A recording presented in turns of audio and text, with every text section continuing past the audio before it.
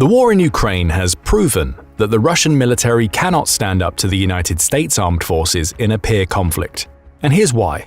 Before February 24, 2022, Russia's military was regarded as the world's second most capable fighting force. It seemed to be discarding Soviet-era incompetence and acquiring modern equipment that would be able to threaten NATO or even the United States military.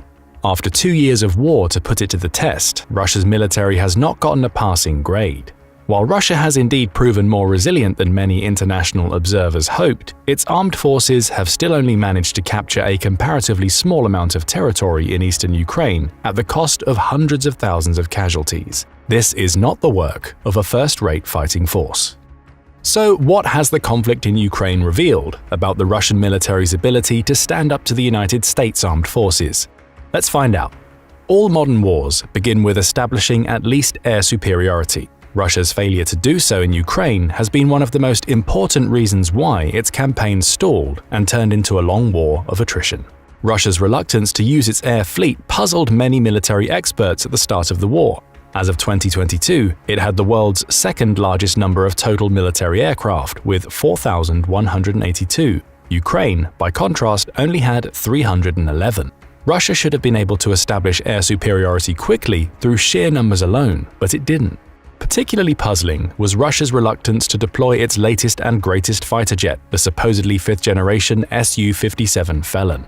2 years later, the Felon has still not seen action in Ukrainian airspace. Instead, it has only acted as a long-distance support platform from the safety of Russian airspace. This suggests that the Russian brass isn't confident in the Felon's supposedly stealth abilities and worries about it being shot down by enemy aircraft or air defense systems.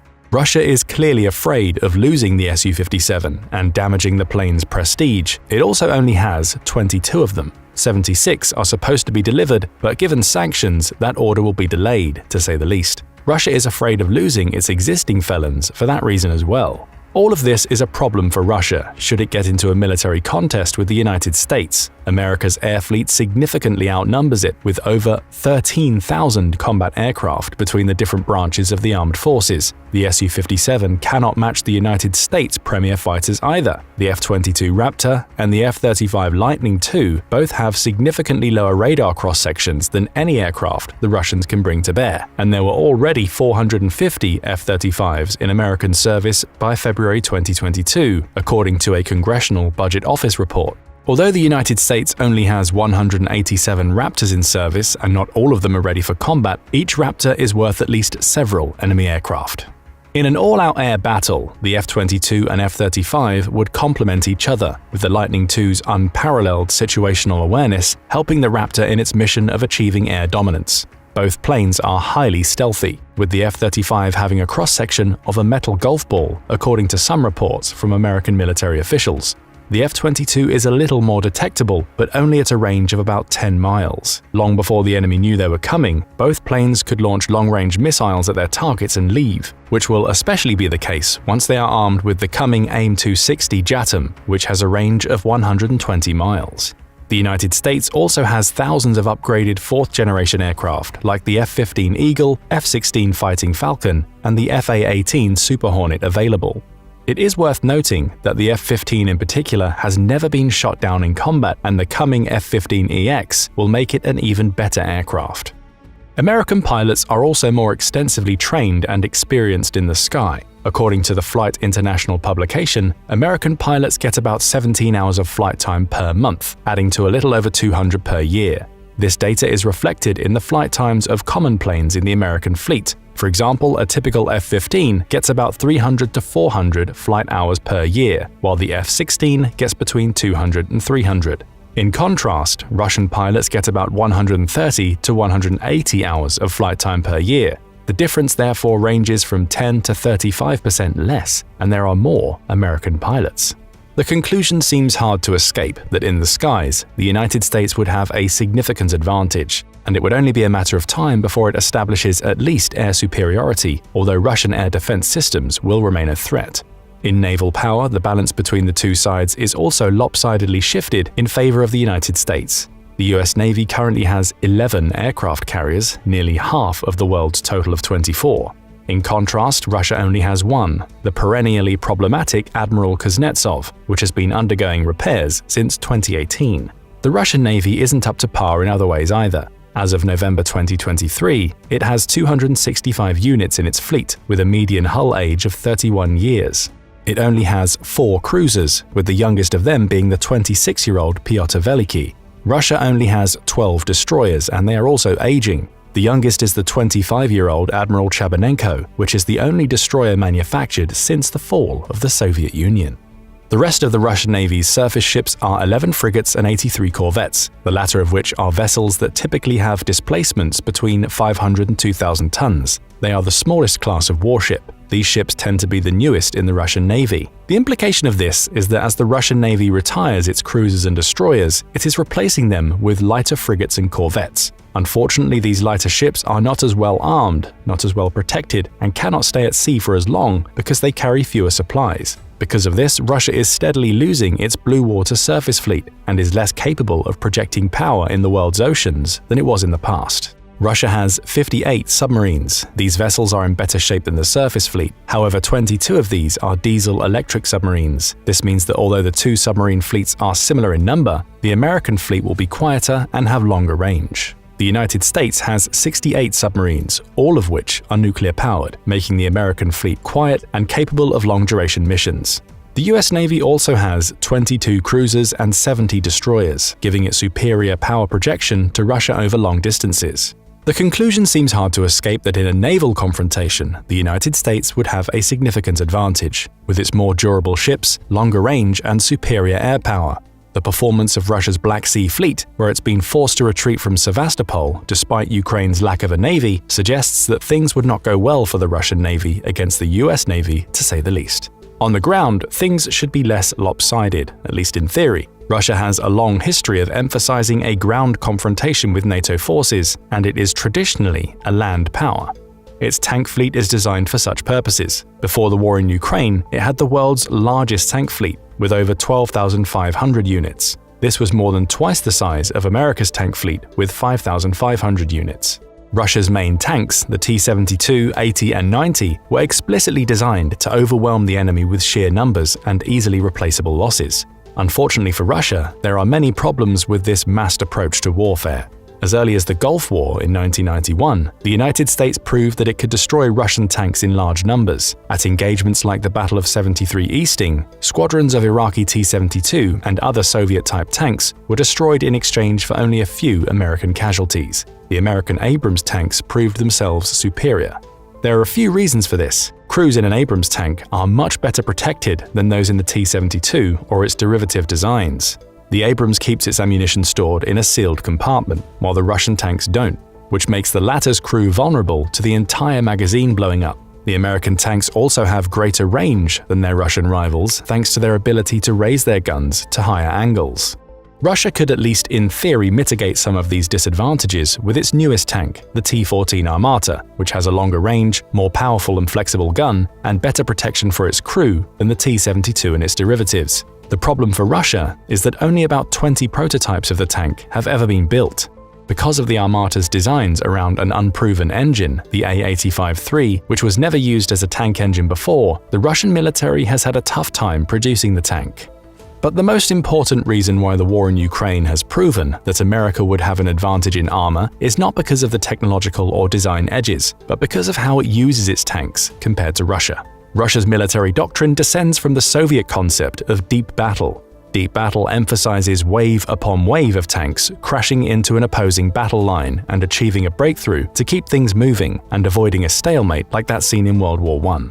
Unfortunately for Russia, it means that tank drives are often improperly supported by infantry. The result was the embarrassment Russia suffered outside of Kyiv in the opening phase of the war, with stalled tank columns taking heavy casualties from entrenched Ukrainian defenders armed with drones and anti-tank weapons like the Javelin and NLAW. The result of Russia's tank doctrine has been the loss of thousands of armored units in the war. Such tank tactics would be a problem against the United States for two reasons. The first is because American forces operate under a combined arms doctrine. Tanks are supported by dismounted infantry, with two arms working closely together. This mutual support is particularly important in an urban setting, and the American military's experience in the counterinsurgency warfare in Iraq reinforced that notion. The second reason is that the classical tank versus tank battles that the T-72 and its derivatives were designed to excel in have proven rare on the modern battlefield. Tanks have instead had their most usefulness as support for infantry at the platoon or company level, rather than as grand divisional or corps units sweeping across battlefields. Tank warfare is now much more based on locating and destroying an enemy tank with drones, artillery, air support, or with ambushes from infantry holding portable anti-tank weapons than on tanks fighting each other at visual range. This is a type of warfare that the Russian tank forces have proven less than ideally suited to. Although Russia could, in theory, learn the lessons of Ukraine and earlier wars, it has proven remarkably stubborn in doing so. The Chechen wars of the 1990s and early 2000s should have taught Russia the lessons, but Russian forces have not made use of them in Ukraine. And in any case, retraining under new doctrines takes a lot of time and institutional retooling. Russian tanks would therefore likely be outgunned by American tanks if they were to encounter each other. When things inevitably go wrong in tank drives, American infantry will be better positioned to capitalize and attack the stalled Russian armor, while being better able to protect their own armored units from similar Russian attacks. In an artillery battle, things might be a little less clear. The Russian military is, above all, an artillery force. In 2021, a RAND Corporation report cautioned that the US Army's artillery program was in comparatively poor shape thanks to 2 decades of counterinsurgency-focused warfare seen in the War on Terror. In those campaigns, air and helicopter support were more important, while artillery personnel were often put on infantry-related duties. RAND concluded that these realities meant that today's American gunners were far less experienced than their pre-9/11 predecessors. As of 2024, global firepower indices show that Russia has 6,208 pieces of self-propelled artillery, 8,356 pieces of towed artillery, and 3,065 rocket-based artillery systems. In contrast, the United States has 1,595, 1,267, and 694, respectively. There is another problem. Air defense capabilities atrophied in the same way that field artillery did during the same era, as more resources were put into other arms, meaning that American air support, the now go-to way of providing fire support to land-based forces, would be in danger. While this made sense in counterinsurgency warfare, it leaves significant vulnerabilities in a peer or near-peer conflict against an adversary like Russia, whose artillery forces have not atrophied. One of the key findings in the RAND Corporation's report, titled Army Fires Capabilities for 2025 and Beyond, says that, in a potential future conflict with Russia, US ground fires would face a variety of challenges, including being outranged and significantly outnumbered, limitations the Russians can impose on US target acquisition systems, the complexity of coordinating joint fires, and the need to preposition heavy equipment and ammunition. This report came out before the war, but one of the reasons Russia has been resilient despite taking hundreds of thousands of casualties in the conflict is because of its artillery. One of the few ways in which Russia has adapted adequately to the modern battlefield is in the use of precision-guided artillery. Because of shell depletion, Russia is not emphasizing its traditional saturation fire methods as much as it did when the war started. It has increasingly used laser-guided artillery, like the 152mm Krasnopol round, which is driven towards targets of opportunity by surveillance aircraft and specialized infantry. The result is that Russian artillery has become more accurate in striking important Ukrainian positions. RAND's report and assessments from Britain's Royal United Services Institute (RUSI) suggest that American and NATO forces have relied too much on long-range precision-guided bombs dropped from aircraft as a method of fire support.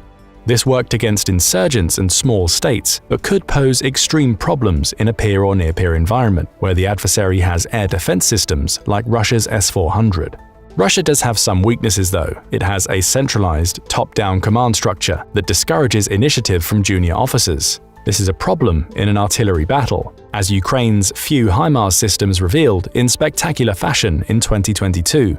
Russia has responded to this by moving its critical military infrastructure like command and control centers, fuel and ammunition depots, runways and barracks further away from the front line. In a full confrontation with the United States, there would be many more HIMARS to deal with. The US Army has about 540 HIMARS in service and plans to purchase 500 more by 2028. Additionally, the United States has longer-range missiles for its HIMARS than Ukraine has used. American HIMARS can use the ATACMS ballistic missiles with a range of 300 kilometers. Additionally, the United States is now beginning to field the successor to the ATACMS, the Precision Strike Missile, which can hit targets over 500 kilometers away. In a confrontation between Russia and the United States, the latter would need to move its critical military infrastructure even further back from the front line. This would likely contribute to the command and logistics problems in the Russian military. However, for all the powers of HIMARS, RAND is worried about the over-reliance on it. Rocket launchers such as MLRS and HIMARS are very important field artillery systems, but cannons are more appropriate for providing timely and continuous support to troops in contact. Among RAND's recommendations are increasing the number of field artillery units, modernization of the Army's cannons to give them higher rates of fire at longer ranges, and improving the survivability of artillery units against indirect fire, airborne, and ground threats. Russian firepower poses a significant threat to American forces. The United States will therefore need to bring combined arms operations and have good intelligence about Russian artillery positions in order to counteract them. Fortunately for the Americans, the war in Ukraine has revealed that the United States tends to have good intelligence on the Russian military. American provision of intelligence to the Ukrainians was one of the biggest reasons for their successes in 2022. With this information, the United States is in position to launch a cohesive combined arms operation against its opponent. Though Russia has a strong artillery force, the war in Ukraine has proven that without combined arms support, even the king of battle becomes humbler than it needs to be. Russia's artillery advantage in Ukraine has allowed it to grind forward, but at the cost of hundreds of thousands of casualties taken disproportionately against well-informed and armed Ukrainian units. The Russian military has shown a poor conception of combined arms operations. In contrast, the United States trains its forces to integrate infantry, armor, artillery, air support, and naval units into a cohesive web. Information is shared between all arms, allowing units best positioned to act to take advantage of emerging intelligence or enemy vulnerabilities. Russia's inability to coordinate its infantry, armor, artillery, and air units into a cohesive combined arms strategy has proven to be an enormous disadvantage in the war in Ukraine. Against an adversary with superior forces like the United States, the way the Russian military has conducted itself seems downright suicidal. Finally, and perhaps most importantly, the United States has superiority in logistics. The United States military has 10 support soldiers for every combat soldier. In contrast, Russia does not devote nearly as much effort to its logistics. We have seen Russia's difficulties in projecting power in its own backyard because of logistical inadequacies. Difficulty in keeping tanks fueled and repaired has contributed to thousands of them being abandoned. Russia's infantry has lacked proper body armor. Russian logistics have even had a problem with keeping its combat units fed. Looting for the means of survival has been common in Ukraine. Given that the United States would need to cross an ocean to get to the battlefield against Russia, the latter should have a significant advantage. But the logistical incompetence and corruption seen in the war in Ukraine makes this notion questionable. The United States has decades of experience projecting power around the world. As such, it would be well prepared to keep its forces in the field. The logistical experiences of the two countries in fighting wars abroad gives us a clear idea of which one would have the advantage. In Ukraine, Russian forces have been improperly and inadequately supplied. These have not proven problems for the United States military in any of its recent conflicts. Russia's artillery force remains a significant threat, and there is no doubt that in any real-world confrontation, it in particular would inflict significant casualties on American forces. Russia's local numerical superiority would also be a source of significant concern early in hostilities in Eastern Europe. However, the United States has a superior military, and it's only a matter of time before it would gain an advantage thanks to better technology, doctrine, air and naval support, and most importantly, logistical competency. Russia's grim experience in Ukraine has shown that. There's an old quote which has been attributed to Winston Churchill but may be apocryphal: "Russia is never as strong as she looks. Russia is never as weak as she looks." Though of mysterious origin, this phrase accurately describes the tempo of the Russian invasion of Ukraine. Russia was too weak to topple the government in Kyiv, but has thus far proven too strong to be defeated completely. However, this is still a conflict between a supposed great power and a small one. Against a superpower like the United States, Russia has shown too many disadvantages to pose a credible conventional military challenge. Any conflict with Russia would involve significant casualties, far more than the American public has become accustomed to since the Vietnam War, but the final outcome of a military confrontation would be in little doubt. What do you think about a potential full-scale military confrontation between the United States and Russia? How much of a threat would the Russian artillery forces be? How would logistics play a defining role? Don't forget to let us know in the comments. Now go check out Could the US Military Conquer Russia All on Its Own? Or click this other video instead. And make sure to hit the like button and subscribe for more military analysis from military experts. Ukraine has been on a knife edge in its war with Russia over the last year. During that time, it's been forced to confirm that its counteroffensive, which was designed to push Vladimir Putin's troops back, had failed, and it's been gradually losing territory to the Moscow steamroller. Russia has been taking ground. Avdiivka represents perhaps the largest victory for Putin over the last year of the war. The city, which Ukraine had transformed into a fortress, fell in 2024 after Moscow committed wave after wave of attack beginning in October 2023. Putin hailed the taking of Avdiivka as being hugely important for Russia, not least because controlling the city means Ukraine loses its main route into Donetsk. Along with that victory, Russia has made some serious inroads into Bakhmut, as well as taking several villages around Zaporizhia. Some commentators say there's now a stalemate on the front lines. That's not the case. Russia is advancing thanks to its ability to constantly bombard Ukrainian positions with artillery and troops. The war of attrition has been playing out in Putin's favor, not least of which because he has the funds to support his war effort at a time when Ukraine has started to run low. But that's all changed. And with that comes the possibility that Ukraine could be on the verge of destroying Putin's ambitions. All of which brings us to the key questions we'll answer in this video. What's the seismic change that's happened that will allow Ukraine to finally push back against Russia? And perhaps more crucially, what does this mean for Putin's ambitions, not just in Ukraine, but the rest of Europe? The answer to the first of those questions is simple. Both the United Kingdom and the United States have approved massive aid packages that are going to be a major help to Ukraine in the months to come.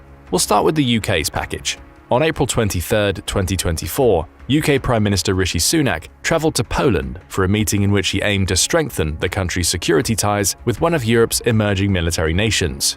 During that meeting, he announced that the UK had approved a £500 million, approximately $620 million, aid package that would account for the country's largest ever delivery of military equipment to a wartime ally.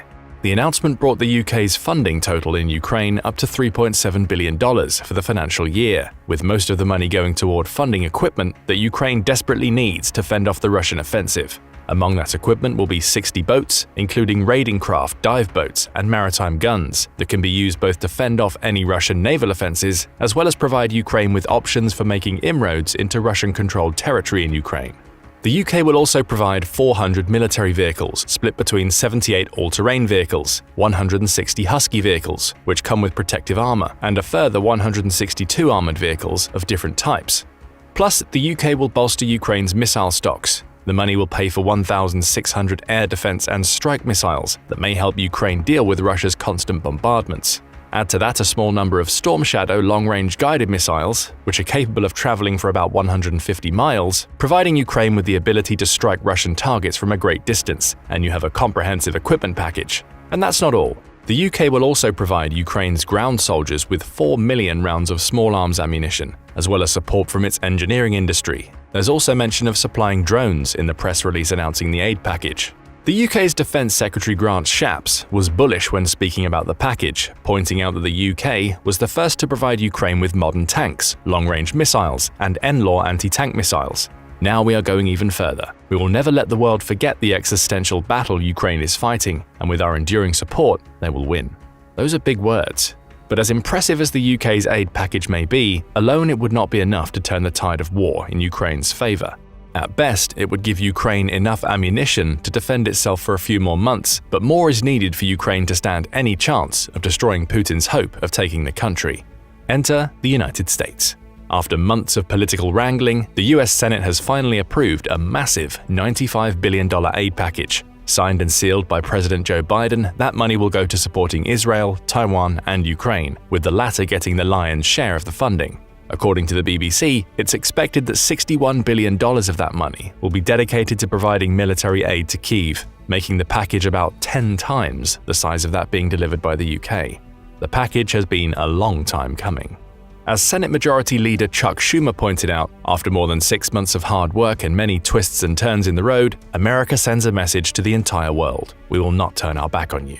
Defense One offers more details on how Ukraine will likely spend the money.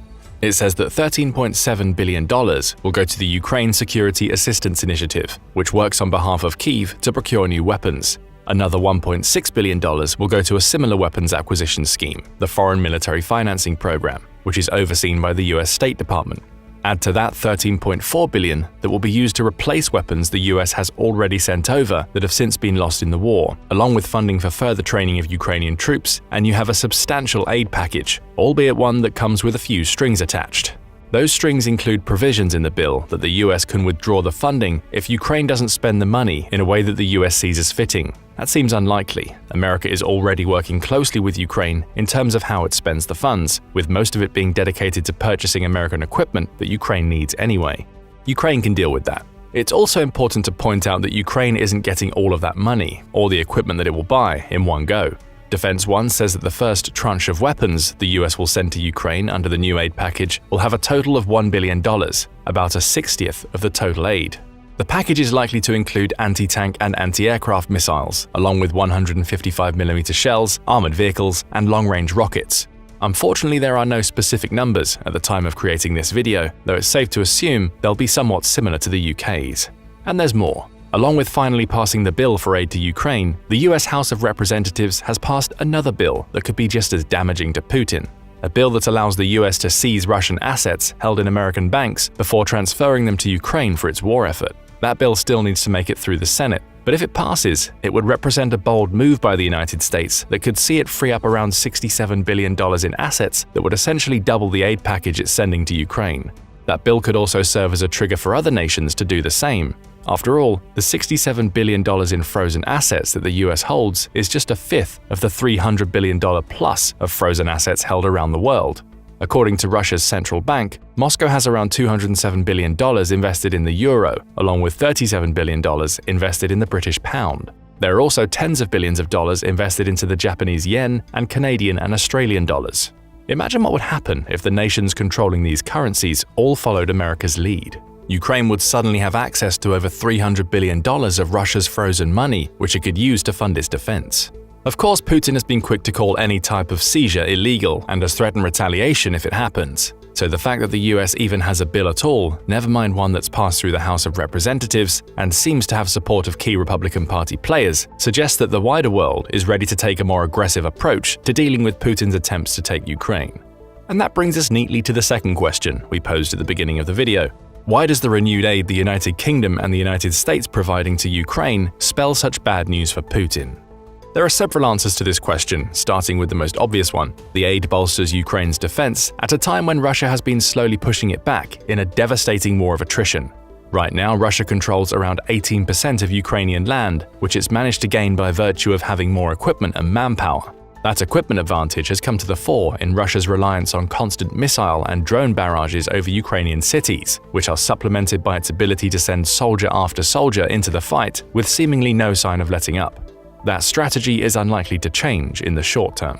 In 2024 alone, Russia has already captured 138 square miles of Ukrainian territory, and if Ukraine's defense intelligence heads are to be believed, is planning to launch a renewed offensive at some point during May 2024. That offensive will likely focus on the small town of Chasiv Yar in Donetsk.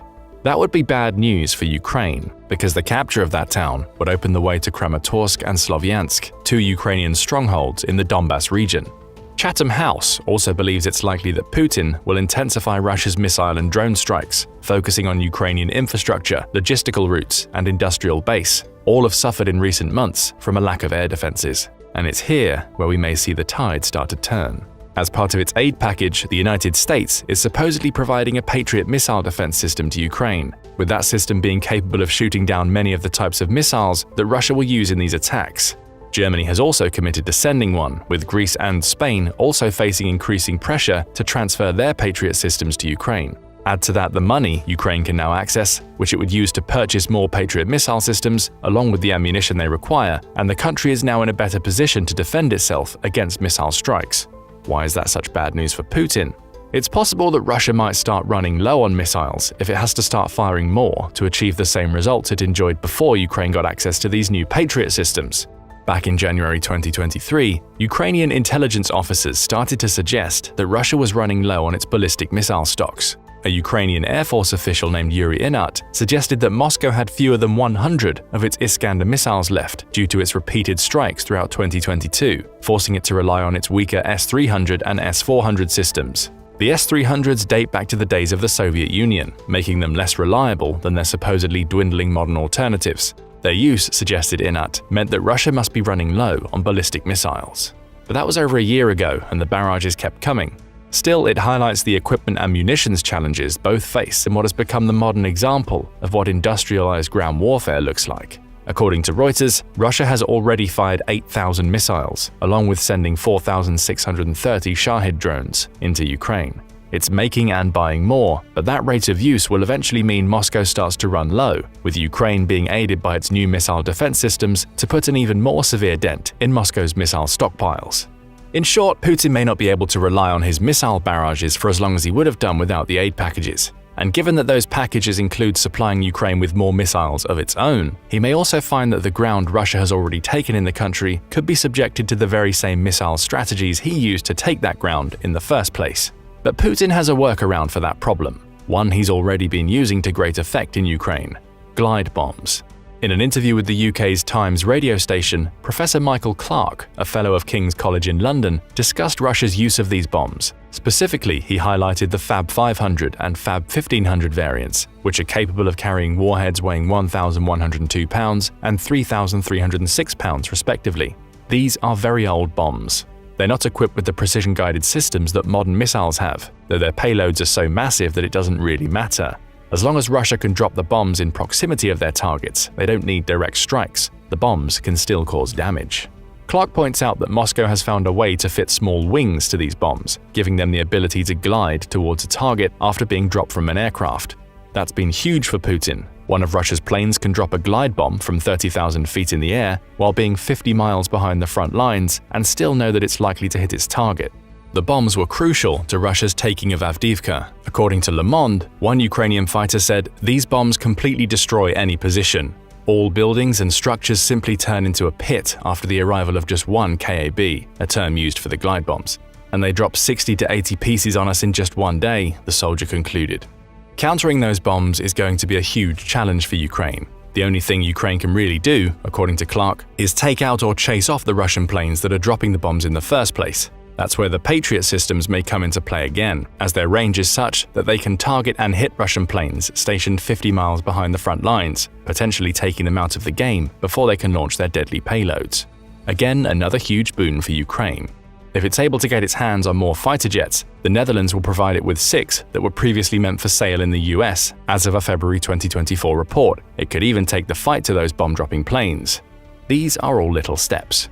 And given that the funding is staggered, as well as Ukraine having to wait for equipment to arrive before it can deploy it, it's likely that Russia will still manage to advance in the near term. But with the new defensive systems in place, Ukraine can stem the bleeding and potentially take advantage of Russia's munitions starting to dry up at a key point where it's receiving a fresh load of weaponry and equipment. Ukraine will also be able to counter the glide bombs, albeit only partially, reducing their effectiveness on the battlefield to the point where Ukraine can hold its cities for longer. And that ability to hold for longer is another reason why the UK's and America's aid packages could destroy Putin's ambitions. It will lead to Russia losing more soldiers. In his interview, Clarke highlights that Russia is still losing around 900 soldiers per day to a Ukraine that is war-weary and running out of equipment. It's been able to sustain those losses because of the sheer size of its army. According to Global Firepower, Russia ranks 5th in the world for active military personnel with 1.32 million, and it has 2 million reservists along with 250,000 paramilitary members. Moscow won't run out of people anytime soon. Its problem comes in funneling those huge numbers into Ukraine, which has become a slightly easier task now it controls territory in the country. But even with that territory, losing 900 people per day is a massive burden. Now that Ukraine has enough money to purchase more artillery shells and small arms ammunition, its ground troops will be able to kill even more of Putin's soldiers. That doesn't necessarily mean Ukraine will be able to force a counterattack with this funding, according to Clarke. But it does mean that Russia will be forced to sustain higher losses than it has over the last few months, potentially weakening its hold on territory it's taken during 2023 and the first part of 2024. In short, Ukraine now has what it needs to start pushing Russia back. and that gives Ukraine two things that it hasn't had in a long time: breathing room and the ability to plan for the future. Now that it's better able to fend off attacks, Ukraine's frontline forces won't be in the state of panic and chaos that Russia has placed them under for much of 2024. They'll be able to launch coordinated attacks with the equipment to back them up, as well as better coordinate their defenses against Russian assaults. Clark speculates that this could slow down the Russian advance to the point where the war returns to the stalemate position it seemed to be during the beginning of 2023, giving Ukraine valuable time to plan how to use its new resources both to defend and attack. As for the control issue, Ukraine now has stability in terms of knowing what's coming in and where. It knows that the UK is going to deliver 60 boats, 400 vehicles, and 1,600 missiles, with that knowledge allowing it to plan ahead on how to maximize that equipment rather than being in a position where it has to constantly scramble to react to Russian attacks. The same will go for America's military aid package. It all feeds into giving Ukraine more control in the conflict and buoys the morale of troops that have been seeing their supplies constantly dwindling over the past year. That's not what Putin wants. As Clark points out in the Radio Times interview, Putin's strategy has been to slowly put the squeeze on Ukraine by forcing it to face up to what felt like insurmountable odds. He knew Ukraine was running low on equipment. All he had to do was keep pushing, slowly but surely, perhaps to the point where he could force a political crisis in the country. That crisis may have been the ousting of Ukraine's President Volodymyr Zelensky and opening the door to a new leader who was sympathetic to Putin's ambitions. A leader who might hand over the territory Russia has already captured to keep the peace. That's not going to happen anymore, at least not for the next year, according to Clark. He highlights these new aid packages could restore Ukraine to the point where it's again able to expend the 10,000 artillery shells it was using to keep Russia at bay near the beginning of the war, creating a stalemate situation again right as Russia looks set to push deeper into Ukraine. Clark believes that Putin thought that the aid packages, particularly the one from the United States, wouldn't get through the Senate. Now he faces a situation where Ukraine has a renewed flow of supplies that will increase troop morale and could lead to Russia's soldiers facing a much harder fight than they faced for the last year. Does that mean Putin will be forced to leave Ukraine? Not necessarily. But there's another element to this aid package that is huge for the potential outcome of the war and may play the biggest role in destroying Putin's ambitions. It's a sign that the rest of Europe is waking up to the threat that Russia poses. Take the UK as a perfect example. When speaking about the country's most recent $620 million package, Rishi Sunak made it clear that the package represented the UK getting on a war footing for the first time in decades. The aid pledge came with another that would see the UK increase its defense spending to 2.5% of GDP, amounting to around $93 billion over the next 6 years, with Sunak calling it the biggest strengthening of our national defense for a generation. He went on to point out that the world is the most dangerous it's been since the end of the Cold War, while warning against taking a complacent approach that would see Russia take Ukraine and potentially turn its attention to other European countries. The country also intends to invest around $12 billion into ammunition production, likely as a result of having seen Russia's tactics in Ukraine. There are signs of the British war machine starting to activate elsewhere. Beyond sending aid to Ukraine, the UK has also announced that it intends to deploy some of its Typhoon fighter jets to Poland, giving Poland more options when it comes to policing its skies. It's not outside the realms of possibility that those jets will be there to keep an eye on what Russia does should it take Ukraine. After all, as AP News points out, Poland has already seen Russian incursions into its airspace since the war in Ukraine began. Even more worrying for Putin is that it's not just the UK that's on notice. The rest of Europe is quickly figuring out that the Russian war machine might target them next. Before the UK and the US announced their aid bills, the EU had agreed to send $53 billion in financial support between 2024 and 27. Rather than being dedicated to funding military equipment, the EU said the money could be used to keep the country's administration running. More bad news for Putin, as well as paying for salaries, pensions, and public services. So there's funding coming from two fronts, military and civilian aid, that could strengthen Ukraine in its fight against Russia. America's substantial aid package also places pressure on many European countries to follow suit with packages of their own. Estonia, Lithuania, and Latvia have contributed massive amounts already, with the latter having committed 1.5% of its GDP to Ukraine, with Estonia and Lithuania committing 1.8%. Germany is delivering a Patriot system to Ukraine, as mentioned earlier, with the country already having established itself as the biggest supplier of military aid to Ukraine behind the United States.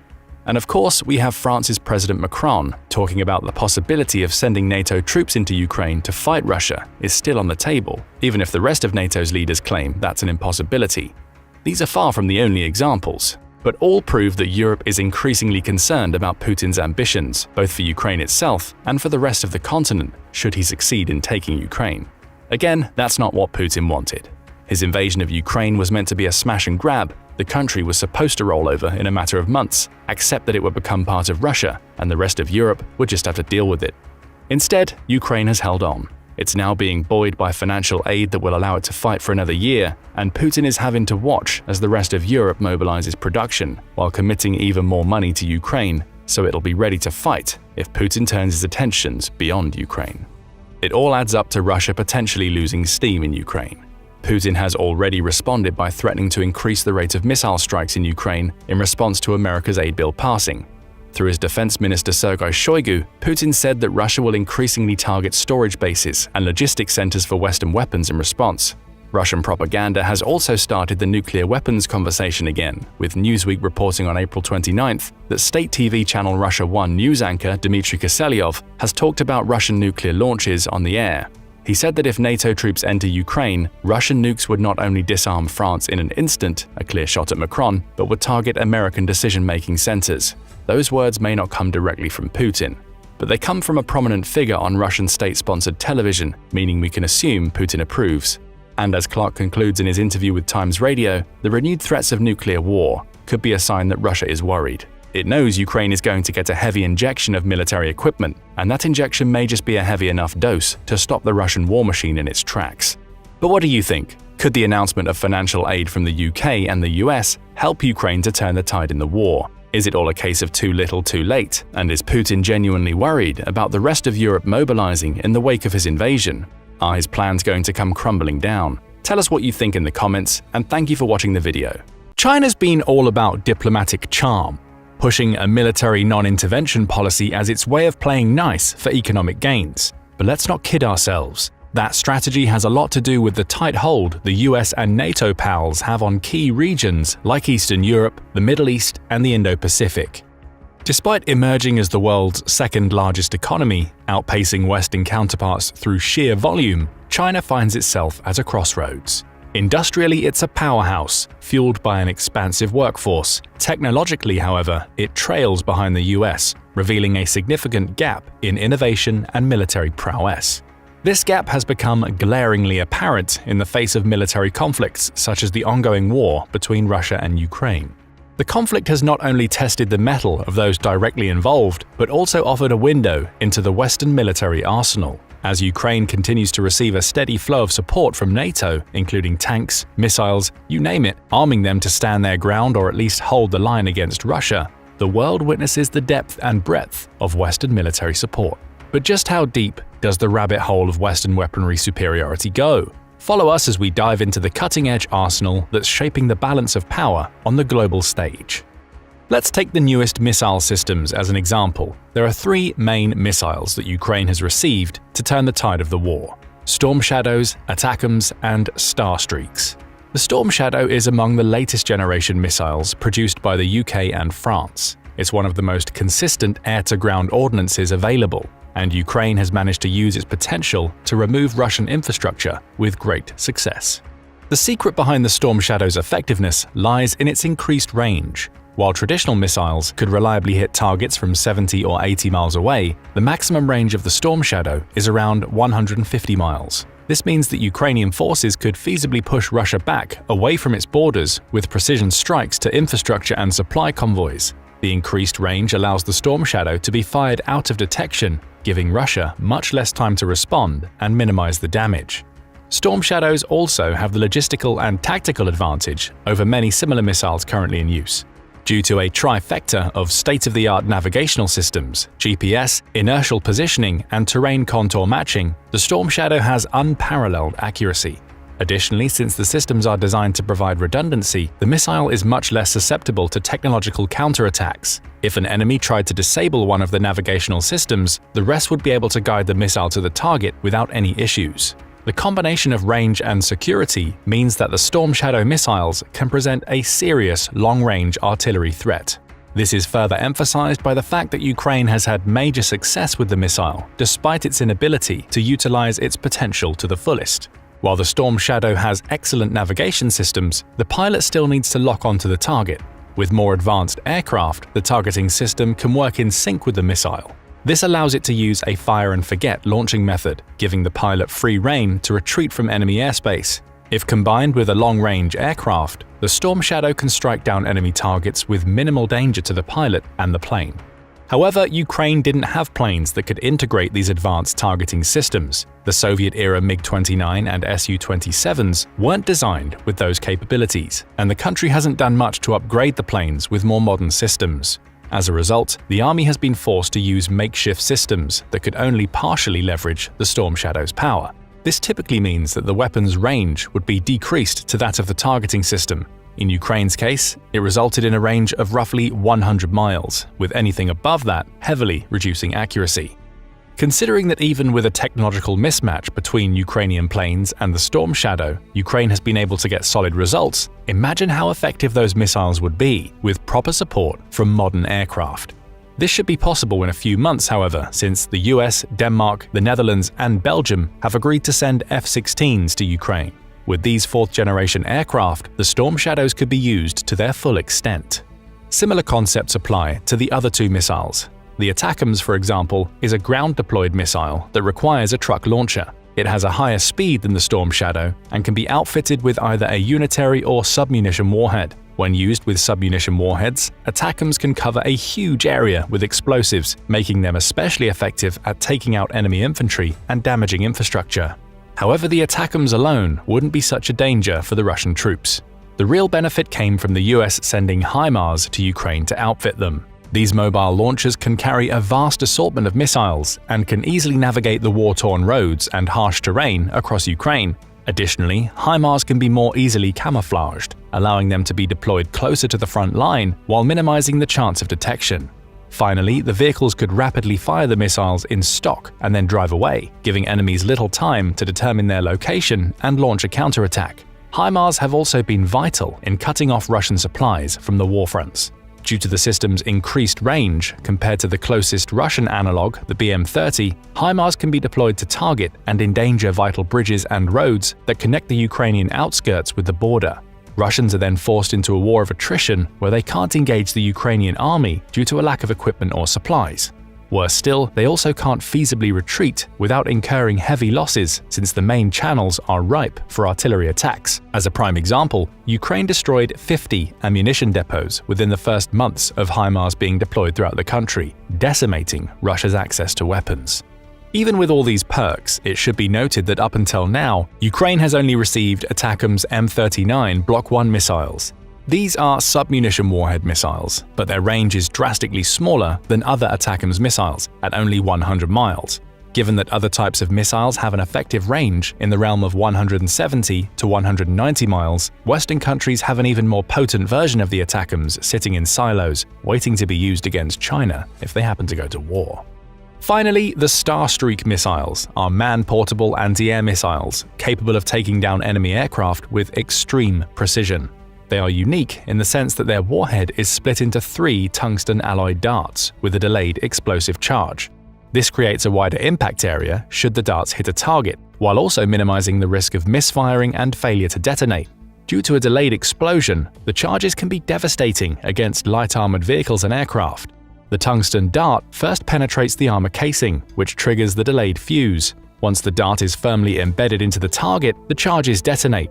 A Starstreak missile is reportedly capable of splitting a helicopter in half. Additionally, the Starstreaks operate through a laser-guided targeting system. The operator must maintain line of sight on the target, limiting the missile's effective range to around 4.3 miles. However, the later iterations of the Starstreak guidance system heavily reduced the necessity to maintain tracking of the target at all times. The laser beams are effectively wider than the target, forming a two-dimensional matrix overlaying it. The reflections and imperfections in the matrix surface are picked up by the missile's targeting system, indicating the location of the target. Even if the targeting laser loses line of sight, the residual matrix location can be used as a fallback plan. While the Starstreak was developed in the late 90s, China hasn't unveiled a similar missile targeting and delivery system since. The closest analog is the FN6. However, FN6s have a shorter range and use an infrared targeting system. Although China claims that the system is resistant to flare interception, it's one of the biggest and most reliable counters to infrared designs.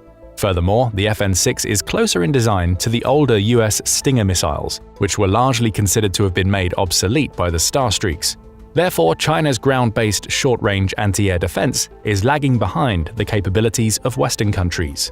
The efficiency of the Western military technology in Russia doesn't concern only artillery and missiles.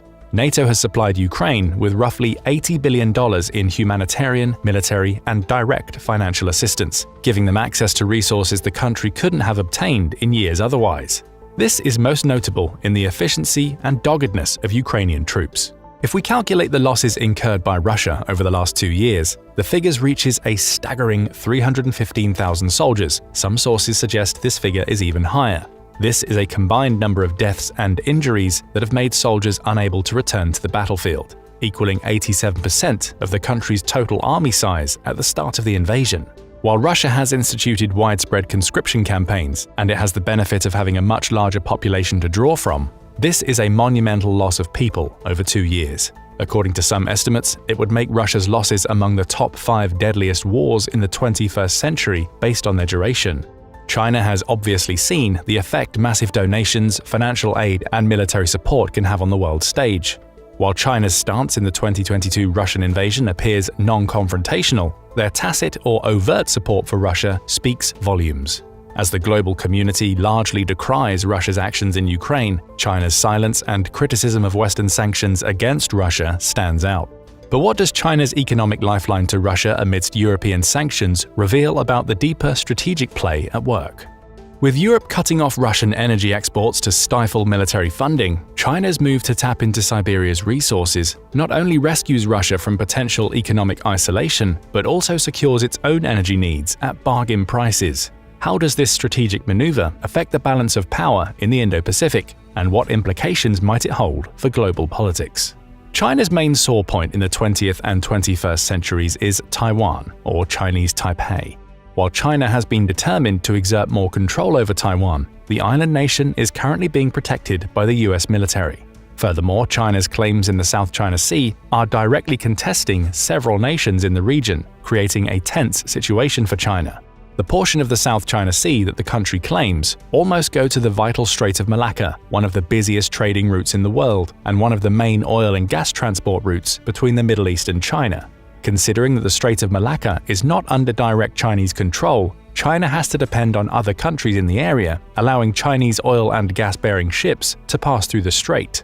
These points of contention have resulted in a tenuous relationship between China and countries in the Indo-Pacific, all with China still trying to maintain its claims in the surrounding areas and exert more political and military pressure on Taiwan. This situation led to the creation of the Quadrilateral Security Dialogue, or the Quad, between India, Japan, Australia, and the US.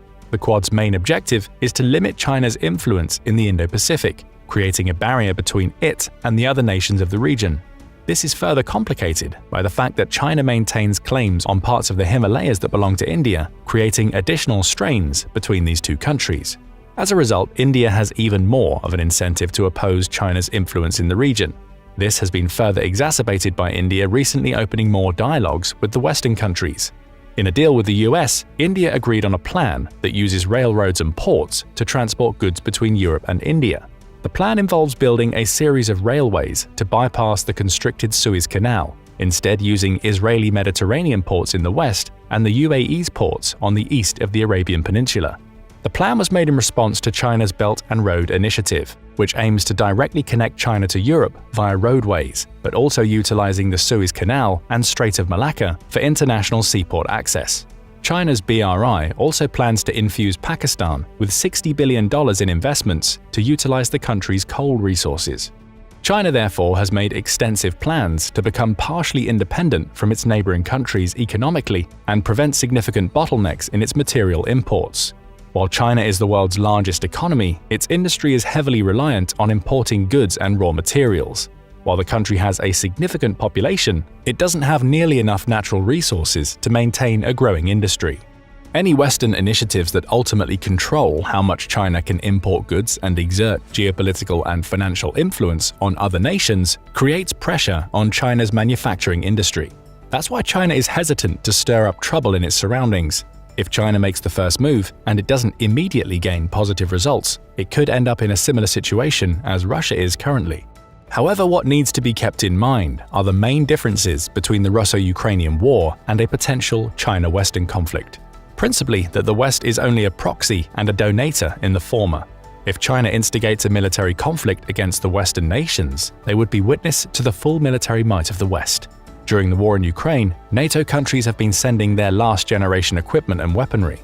For example, the Storm Shadow has been in use by the UK and France since 1997, and both countries are currently developing an updated, more deadly version of the missile.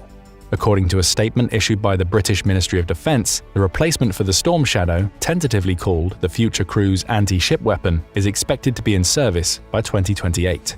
Another area where last-generation technology is prevailing in Ukraine is military aircraft. Ukraine's native airplanes include Soviet-era MiG-29 and Su-27s, which were basically left over from the Union after it broke up.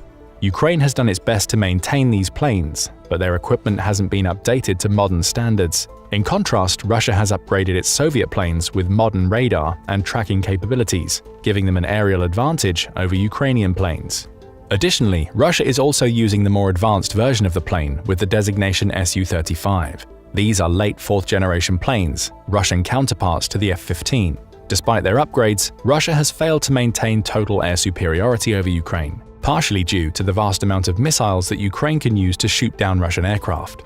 Some experts also believe that the Su-35 is vastly underperforming compared to its American counterparts, making them insufficient to gain an advantage in enemy territory. If that wasn't enough, the West, as mentioned previously, has also agreed to donate their F-16s to Ukraine. But what does that mean for the conflict ahead? These aircraft are planned to enter service sometime during 2024 due to heavy training requirements of Ukrainian pilots unfamiliar with these aircraft. By all accounts, the NATO countries that are sending these aircraft are basically decommissioning them from service in their respective aerial forces, mainly due to the F-16 being considered obsolete by modern standards. Instead, NATO members are currently purchasing and expecting a stockpile of modern F-35s and other aircraft to replenish their aging air force. The F-16s being shipped to Ukraine are expected to have a significant impact in the ongoing conflict.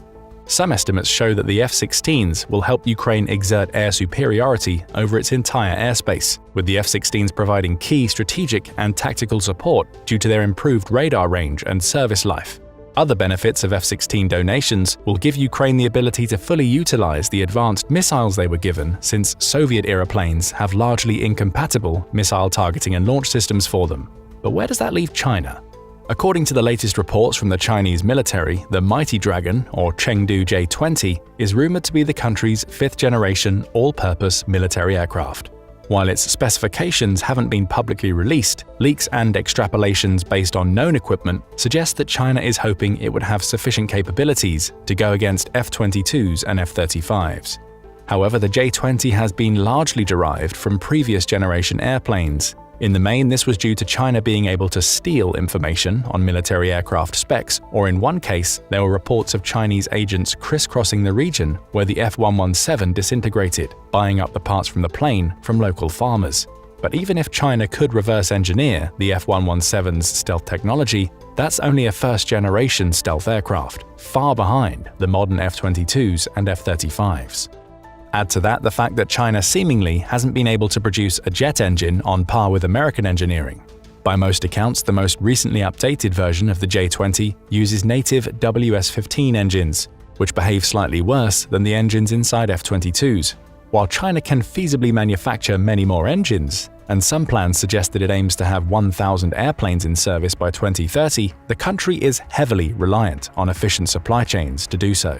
If China gets cut off from its resources, such as Russia deciding to sever its trading agreements with Beijing, for example, then its ambitions of fielding an air force that might be able to compete with the US could fail entirely.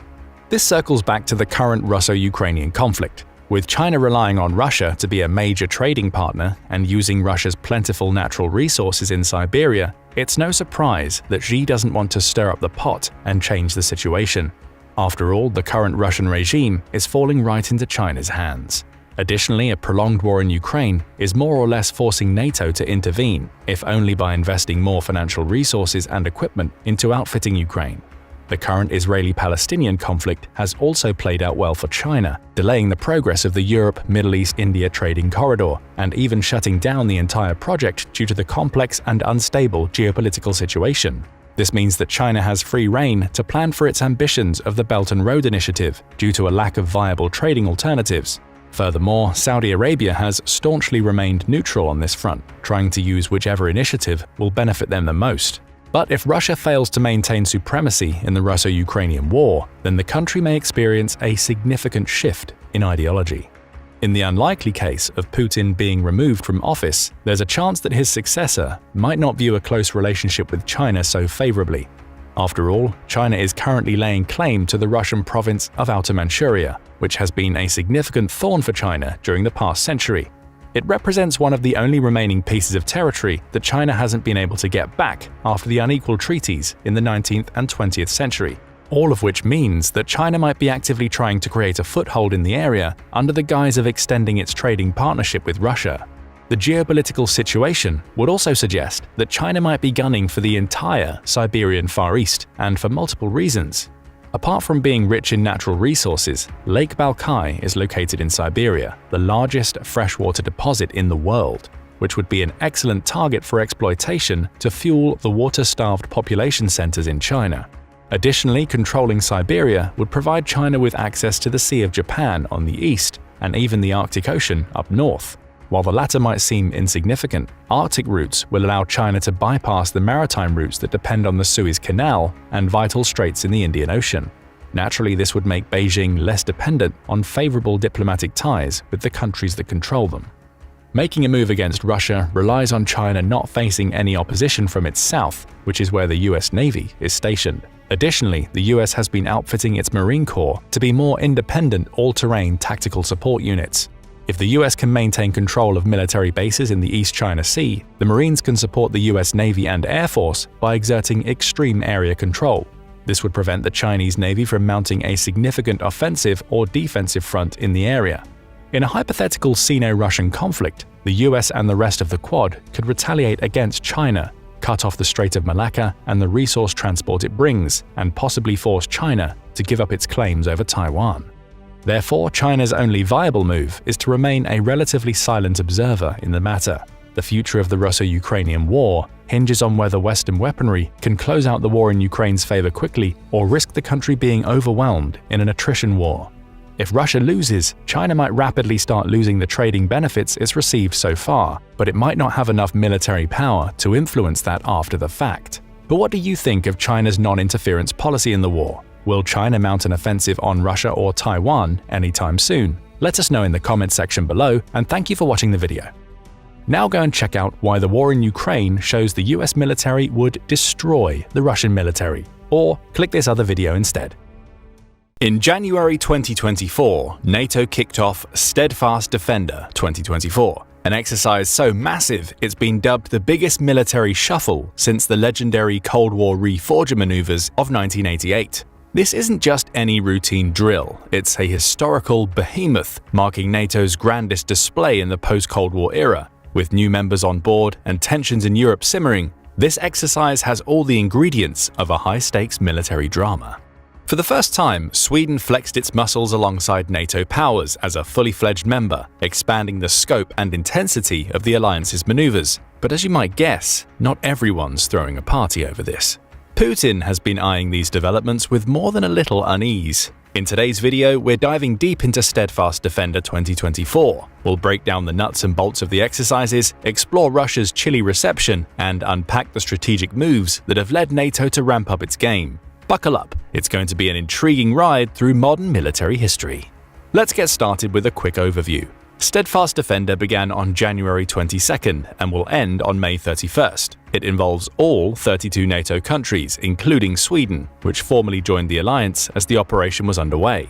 90,000 troops will take part in this drill, which will span the entirety of NATO's territory from North America to the Russian border. General Christopher Cavoli, NATO's Supreme Allied Commander Europe, stated that Steadfast Defender would be a demonstration of the alliance's ability to reinforce the entire Euro-Atlantic area, including through transatlantic movements of forces to counter the threat of a near-peer adversary.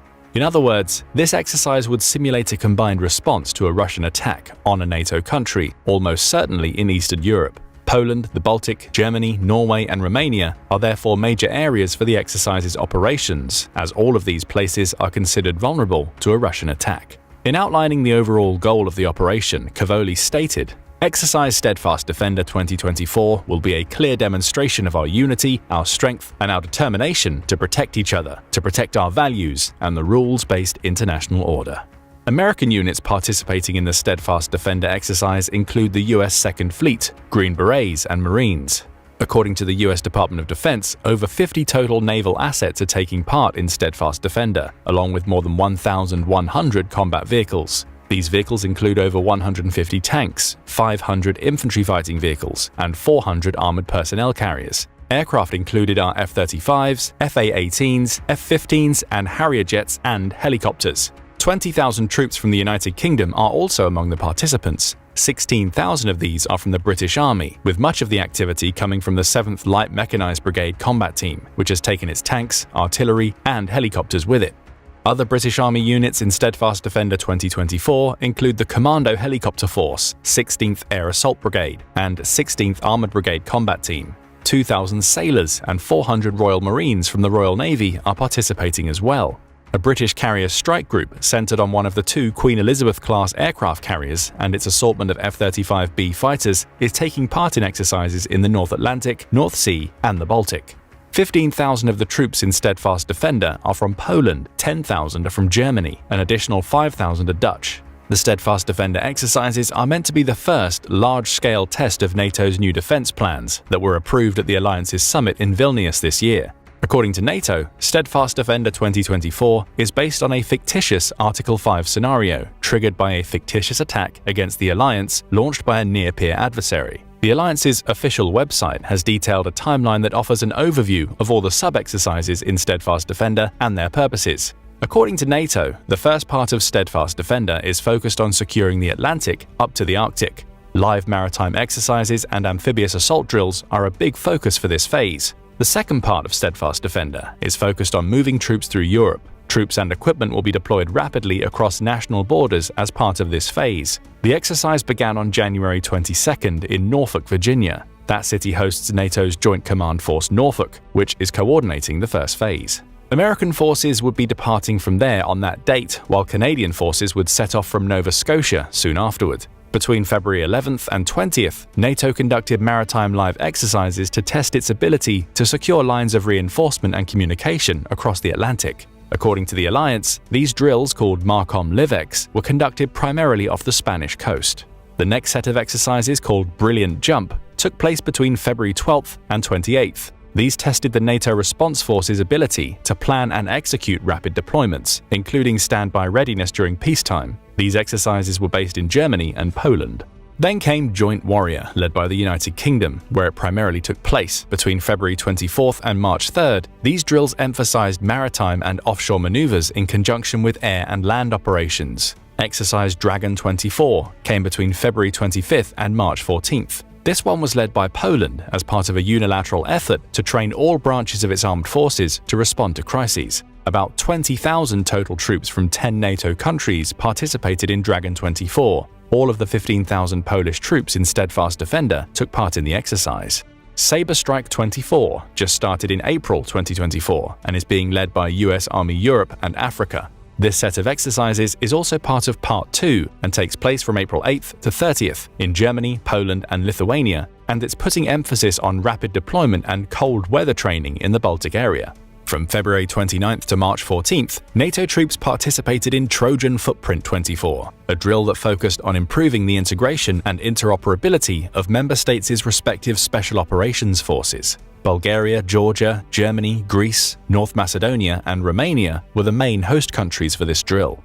About 2,000 special operations troops from Albania, Bulgaria, France, Georgia, Greece, Italy, Montenegro, North Macedonia, Portugal, Romania, Spain, the United Kingdom, and the United States participated in the exercise. The United States contributed about 900 of those troops. The Green Berets were known to participate in airborne operations alongside Greek paratroopers as part of the exercise. The Trojan Footprint exercise has occurred annually since 2002.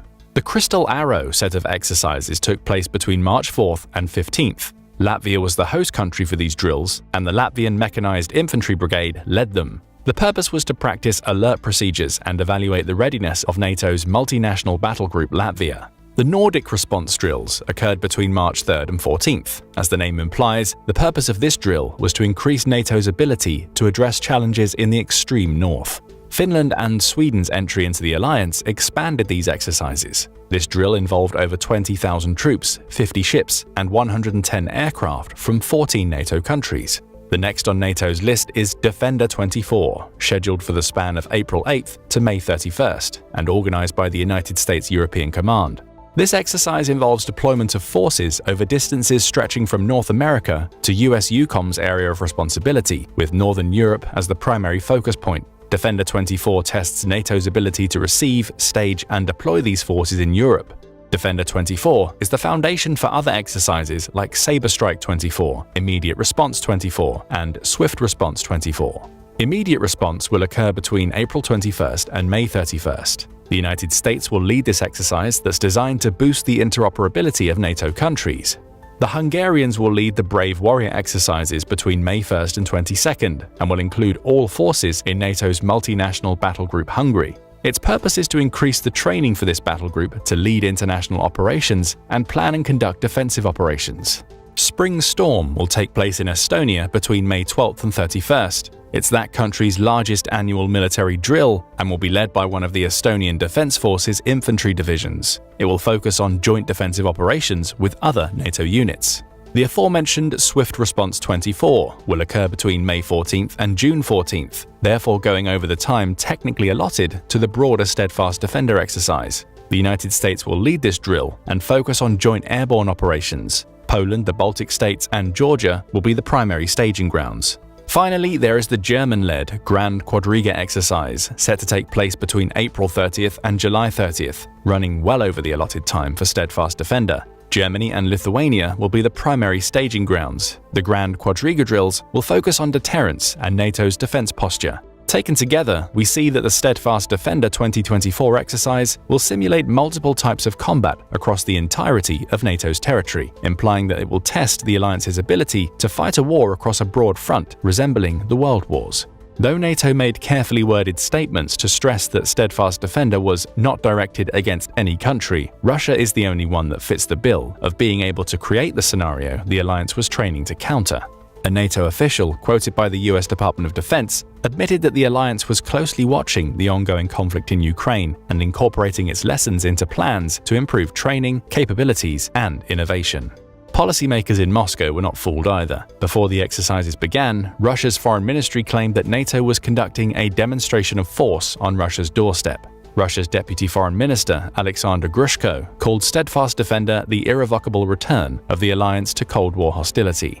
Another spokesman for the Russian government, Dmitry Peskov, said that the exercises were quite unprecedented and that NATO was making no attempt to hide the fact that they were aimed against Russia. On February 5th, former Russian President and Prime Minister Dmitry Medvedev warned on social media that there was a potential for a big war with NATO, and said that Steadfast Defender 2024 came as a result of Western politicians who have shit their pants. Their mediocre NATO generals have once again decided to scare us. Medvedev insisted that Russia would never strike first against a NATO country, but that it would be prepared to respond to an attack against its own integrity or increased NATO association with Ukraine. Not coincidentally, Vladimir Putin himself traveled to Kaliningrad shortly after Steadfast Defender began. According to the Institute for the Study of War, the Russians have done more than complain about Steadfast Defender. They have tried to undermine it. On January 20th, before the exercises began, the ISW accused Russia of conducting an information operation to misrepresent the NATO exercise.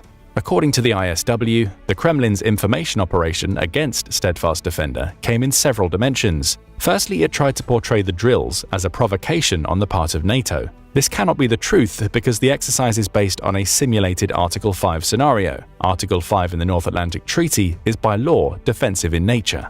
The parties agree that an armed attack against one or more of them in Europe or North America shall be considered an attack against them all, and consequently they agree that, if such an armed attack occurs, each of them, in exercise of the right of individual or collective self-defense recognized by Article 51 of the Charter of the United Nations, will assist the party or parties so attacked by taking forthwith, individually and in concert with the other parties, such action as it deems necessary, including the use of armed force, to restore and maintain the security of the North Atlantic area.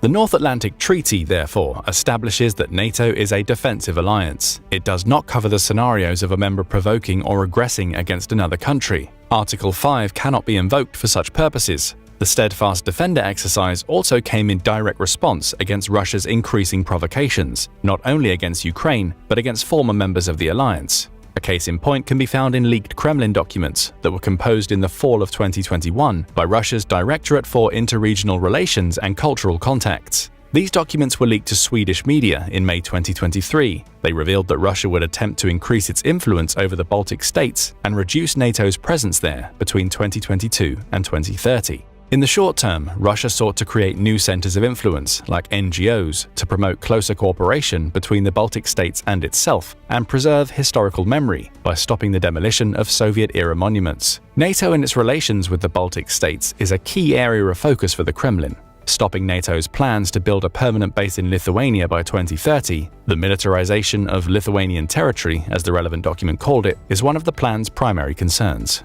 By 2030, Russia also aims to get the Baltic states to reverse course in their opinion on NATO. Through opinion-shaping operations, the Kremlin aims for the Baltic states to come to view NATO's expansion into Eastern Europe as potentially damaging to their national security. As such, Russia wants to stop their increasing cooperation with NATO's forward presence in Eastern Europe and gradually restore ties with these former Soviet states, including military ties. Russia plans to foster pro-Moscow politicians in the Baltic states and take advantage of the presence of the sizable ethnic Russian minorities in Estonia and Latvia. Although the documents outline plans for Russia to use soft power methods like the promotion of cultural ties and increase of cross-border investments, Moscow plans to use harder methods too. One of these is to stop the Baltic states from leaving the treaty that synchronizes their electric grids into a shared network with Russia and Belarus. Estonia, Latvia, and Lithuania are in the process of integrating their power grids with Europe. The Baltic states plan to complete this process after a test at the end of 2025, and from that point forward, abandon the shared grid with Russia and Belarus. The Russian documents identified this plan as a threat. These documents are similar to the ones Russia drafted concerning Belarus, which some believe is an annexation plan. It is likely that the officials who wrote these documents did not know that Putin had plans to invade Ukraine, as there were no such hints, and many of their theories seem much more outlandish now than even in 2021. Nevertheless, the documents outlined Russia's general attitude of disrespect for the sovereignty and territorial integrity of states that had once been within the Soviet Union or the Russian Empire. Tellingly, Russia explicitly mentioned the Baltic states when responding to the NATO drills. According to the Kremlin, the alliance was using the Steadfast Defender exercise to wind up and provoke the Baltic states into a war with Russia. This is the attitude that NATO's Steadfast Defender exercises were designed in response to. It's not a coincidence that these exercises came after the Russian invasion of Ukraine and the revelation of these sorts of plans. Russia's rhetorical attempt to shift the narrative to NATO being the aggressor is not only a bid to escape scrutiny for its aggressive actions, it can also be seen as a way to shape the information environment for future moves against the Baltic states, as Moscow may claim that it's responding to a potential attack. In general, Putin has identified and viewed the Western powers as his and Russia's enemy, and his response to Steadfast Defender was not the first time he has attempted to create this information environment. He has repeatedly claimed that he is fighting in Ukraine because of Western aggression and threats against Russia. According to the ISW, recent Russian electronic warfare exercises in Kaliningrad may have also been more of a grey zone operation than a strict exercise. These exercises took place between December 25th and 27th, 2023, and again between January 10th and 16th, 2024. The Russian exercises reportedly caused unprecedentedly high GPS jamming in northern and central Poland, as well as in the southern Baltic area.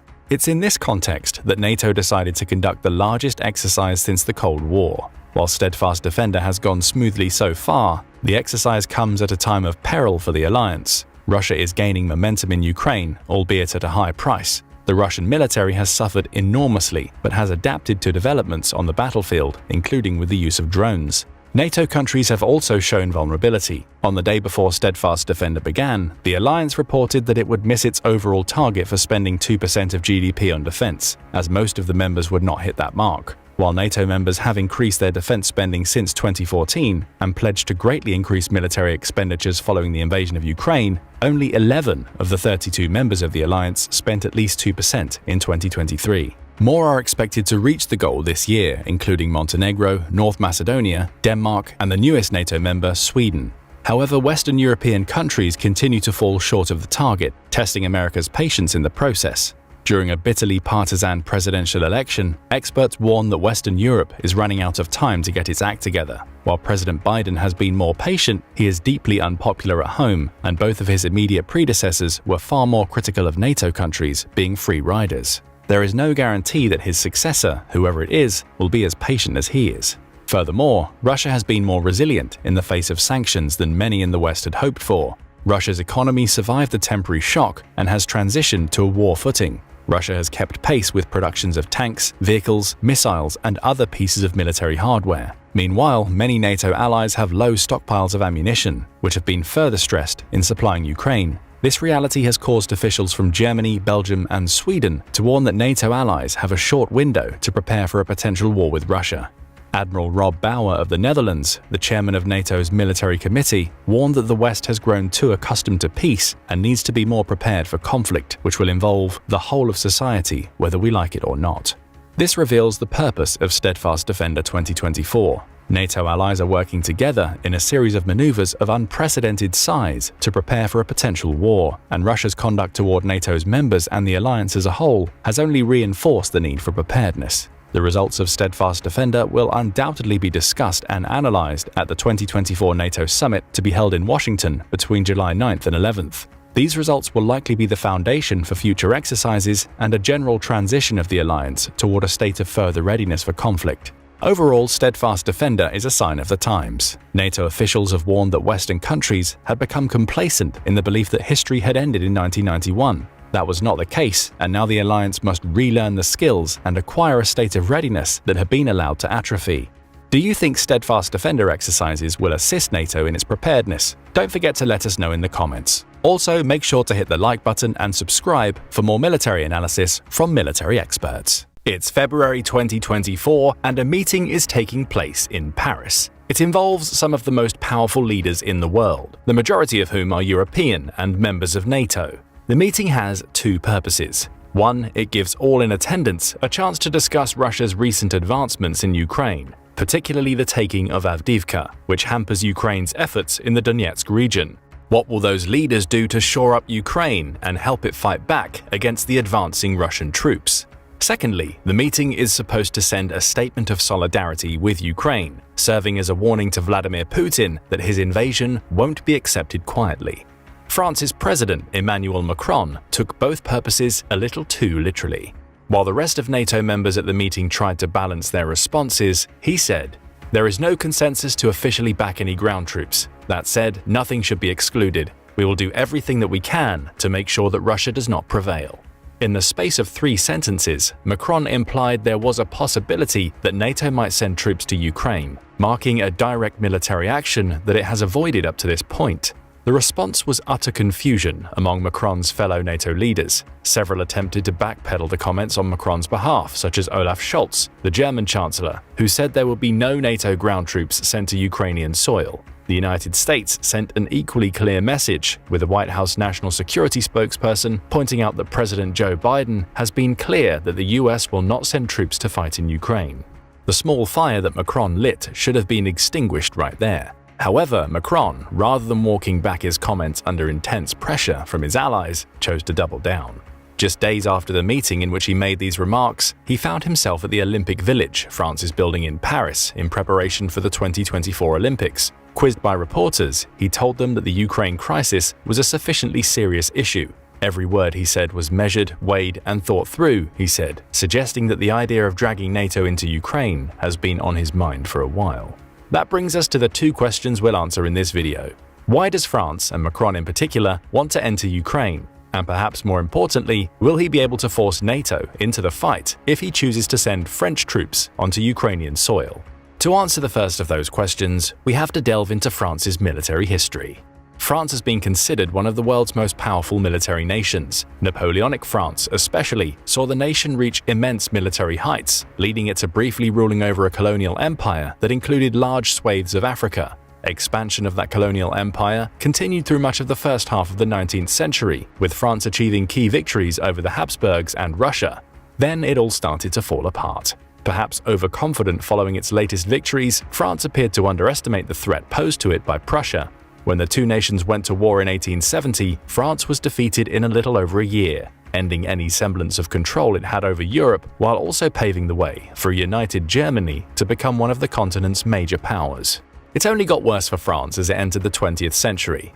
World War I brought with it another fight with Germany and a war that would lead to France losing 1,397,800 soldiers, along with 300,000 civilians. All told, France accounted for 25% of the war's deaths, second only to Russia, and was weakened even further militarily.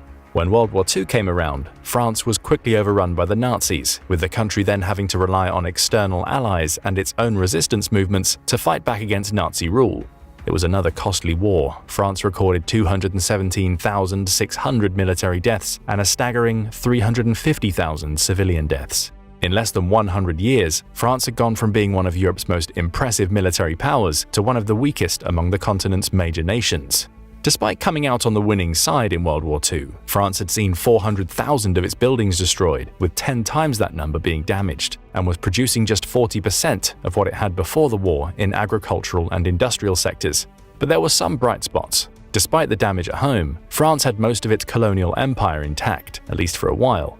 Soon it would find itself fighting multiple wars overseas to try and maintain that empire, most of which it lost. It was this series of losses that led to France focusing on rebuilding its army while creating new relationships within Europe. In 1957, it became a founding member of the European Economic Community, which would later evolve into the European Union, or EU, showcasing a desire to build through collaboration. The country was also a founding member of NATO, again setting itself up as a team player in an organization designed to keep the peace. France wished to position itself as a problem solver, a peacekeeper, and to do that, it would have to back that positioning with a stronger military. That brings us to today.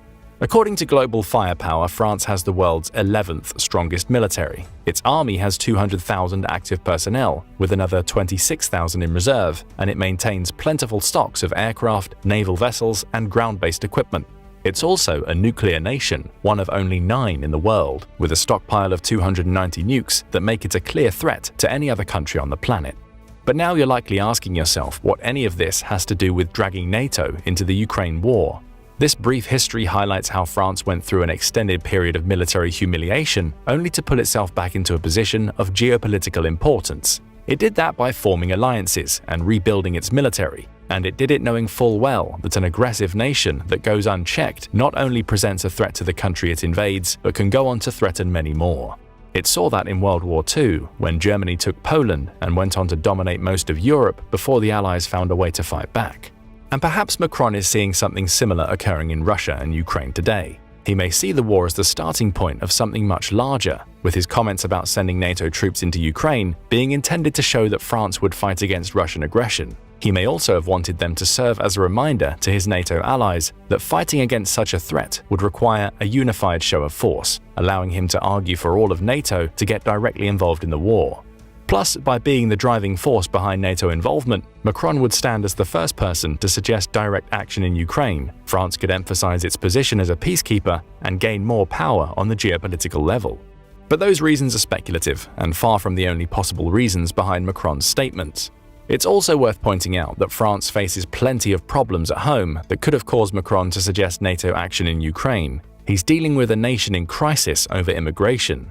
According to the Permanent Mission of France to the United Nations in New York, France is currently home to around 700,000 asylum seekers and refugees. It's also a heavy contributor to the Office of the High Commissioner for Refugees, contributing about $100.6 million to the organization, which all again feeds into this image of France as a nation building itself up through helping and cooperating with others. The problem is that the country has a significant far-right contingent that opposes such heavy immigration. In January 2024, Macron unveiled a controversial bill that was immediately made law that implements a host of measures intended to curb immigration in the country. That bill makes it more difficult for those who move to France to bring their family members along with them, as well as limiting access to welfare benefits. Worse yet for immigrants, any children they have in France would no longer automatically become French citizens under jus soli, or right of the soil, and instead will have to apply for citizenship at some point between the ages of 16 and 18. The bill has prompted mass protests in the streets of France, with 16,000 people marching in Paris in the immediate aftermath of its publication, with 75,000 in total protesting nationwide. It's also worth pointing out that France has taken in fewer Ukrainian refugees than any other nation in the European Union. Of the 4.3 million people who have been displaced by the war, France has only accepted 64,720. That pales in comparison to Germany, which has welcomed 1.2 million refugees, and Poland with 1 million. All told, France welcomes fewer than one Ukrainian refugee for every 1,000 citizens, compared to many EU countries that are welcoming 25 for every 1,000. What does any of this have to do with France and NATO entering Ukraine? It shows that France is currently a divided nation. With his comments in February, Macron may have been attempting to distract from the problems the country has internally, instead shifting the focus away from his controversial policies toward a common enemy, Russia. Plus, he could always make the argument that tackling Russia now would mean France faces less pressure to take in Ukrainian refugees, which would be a win with the far-right elements of his party as far as he's concerned. So we now have two possible reasons for Macron to want to get involved in Ukraine. France's history, especially in terms of falling victim to aggressive European powers, may play a role, as could the country's immigration crisis. But there are other issues at play, namely the Wagner Group. That group is an interesting example of how the Russian military works. In addition to the country's main military, it also funds and supports the activities of several mercenary organizations. The Wagner Group is perhaps the foremost of these organizations, with the group technically operating independently of the Russian state. But in reality, it's often used in operations designed to enhance Russia's influence around the world without Moscow and its military having to get directly involved. Operations like its recent activities in Africa. We mentioned earlier that France used to have a colonial empire that covered much of Africa. Though the nations it controlled are largely independent of France today, many are still influenced by French culture. A large portion of the 700,000 immigrants living in France today come from its former colonies, and there's even a name for the system that France uses to engage with its former colonies, the Francafrique. For decades, Francafrique has enabled Paris to maintain some levels of influence throughout Africa. But thanks to recent actions by the Wagner Group, among others, that influence is on the wane. Take what happened in Mali in May 2022 as an example. For 9 years, France had stationed a military contingent in the country to help it deal with threats of Islamic terrorism and rampant instability. When those troops arrived, France was hailed as the hero that would save Mali. Again, we see France's desired role as the peacekeeper come into play. And for a while, Operation Barkhane, the name France used for its activities in Mali, was a success. France helped to train the Malian army, particularly in the use of air and ground technologies, helping to strengthen the country against the various threats it faced. Unfortunately for France, the Sahel, which is seen as a hotbed of Islamic insurgency, was a problem that it was never able to solve. Since France entered the country, Mali has seen 2.5 million of its citizens displaced, along with thousands of military and civilian casualties. The relationship between France and Mali began to sour in 2020. 2 years later, Macron ordered all 2,400 French troops stationed in the country to withdraw, essentially leaving the Malians to their own devices once more. Except that's not what happened. Instead, the Wagner Group stepped in to fill the vacuum left by the departure of the French soldiers. Universidad de Navarra suggests that Wagner's deployment in the country began in December 2021, 6 months before France's withdrawal. The group quickly established relationships with Mali's military junta, essentially creating Russian influence in a country that was previously supported and influenced by France. But that's not all. In addition to withdrawing troops from the African continent, France has had to deal with a constant campaign of disinformation related to its actions there. For instance, March 2023 saw a video begin circulating on the web that showed armed men storming a gold mine in the Central African Republic, or the CAR, and killing 9 Chinese nationals. In the video, a rebel fighter from the CAR is seen proclaiming that the French want to drive Wagner out of Africa. Alarm bells rang in Paris. The implication from the video was that Paris had ordered the storming of the mine, perhaps intending to use the murders to discredit its Russian rival and strengthen its influence in the CAR once more. It's unlikely that was the case, with Reuters suggesting that the video was part of a concerted campaign of disinformation and Russian propaganda designed to paint France as the villain in the eyes of the wider African population. And it worked. While it's inaccurate to claim that Francafrique is no more, it's certainly less effective today than it was even a decade ago. And therein lies another reason why France might want to enter Ukraine. It sees that it's losing influence to Russia. Where the Wagner Group has helped to strengthen Moscow's influence in Africa, the Russian military is looking to do the same in Europe. If Russia takes Ukraine, then the obvious question, at least in Macron's mind, is who's next. After all, Macron has seen Russia advance in Ukraine. Though Kyiv enjoyed some early success in the war, aided by financial backing from the West, it managed to push Russian forces back and cause serious damage to the Black Sea Fleet. It's been capitulating ever since. Its counter-offensive in 2023 ended in failure, and Russia has been able to take territory ever since. Avdiivka is a prime example, with the war increasingly looking like it will end in a Russian victory unless Western nations are able to intervene further. Taking Ukraine gives Russia more influence in Europe, and with that influence could come an emboldened Moscow. Next on the agenda, potentially Moldova. Though Moldova works closely with NATO, it's not a member of the organization. As such, Putin won't have to worry about triggering Article 5 of NATO's charter, as an invasion of Moldova wouldn't be a strike at a NATO member nation. But it would allow Russia to push further west, taking another slice of Europe in the process while expanding its influence. Chatham House suggests that Russia is already engaging in many familiar tactics to stir the pot in Moldova. The country's public information spaces are being targeted with disinformation, all designed to eat away at the country's social cohesion. Plus, Moscow is actively backing pro-Russian opposition to Moldova's president, Maia Sandu, with success meaning it could potentially turn Moldova into a proxy state. Chatham House calls this campaign of destabilization Russia's hybrid measures, and there's evidence of it in Moscow's attempts to influence the country's elections. In 2023, Moscow sent around $55 million into Moldova in an effort to buy votes and strengthen the country's pro-Russian groups. Moldova's National Security Service has even accused Russia's oligarchs of getting involved. They believe Moldovan oligarch Ilan Shor paid millions to stage protests in the country to further Moscow's agenda.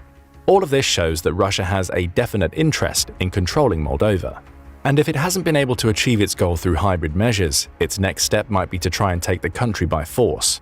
It would have to wait until it succeeds in Ukraine, giving itself time to replenish its diminished forces. But once it's ready, it could use Ukraine's border with Moldova as the launching point for a new invasion.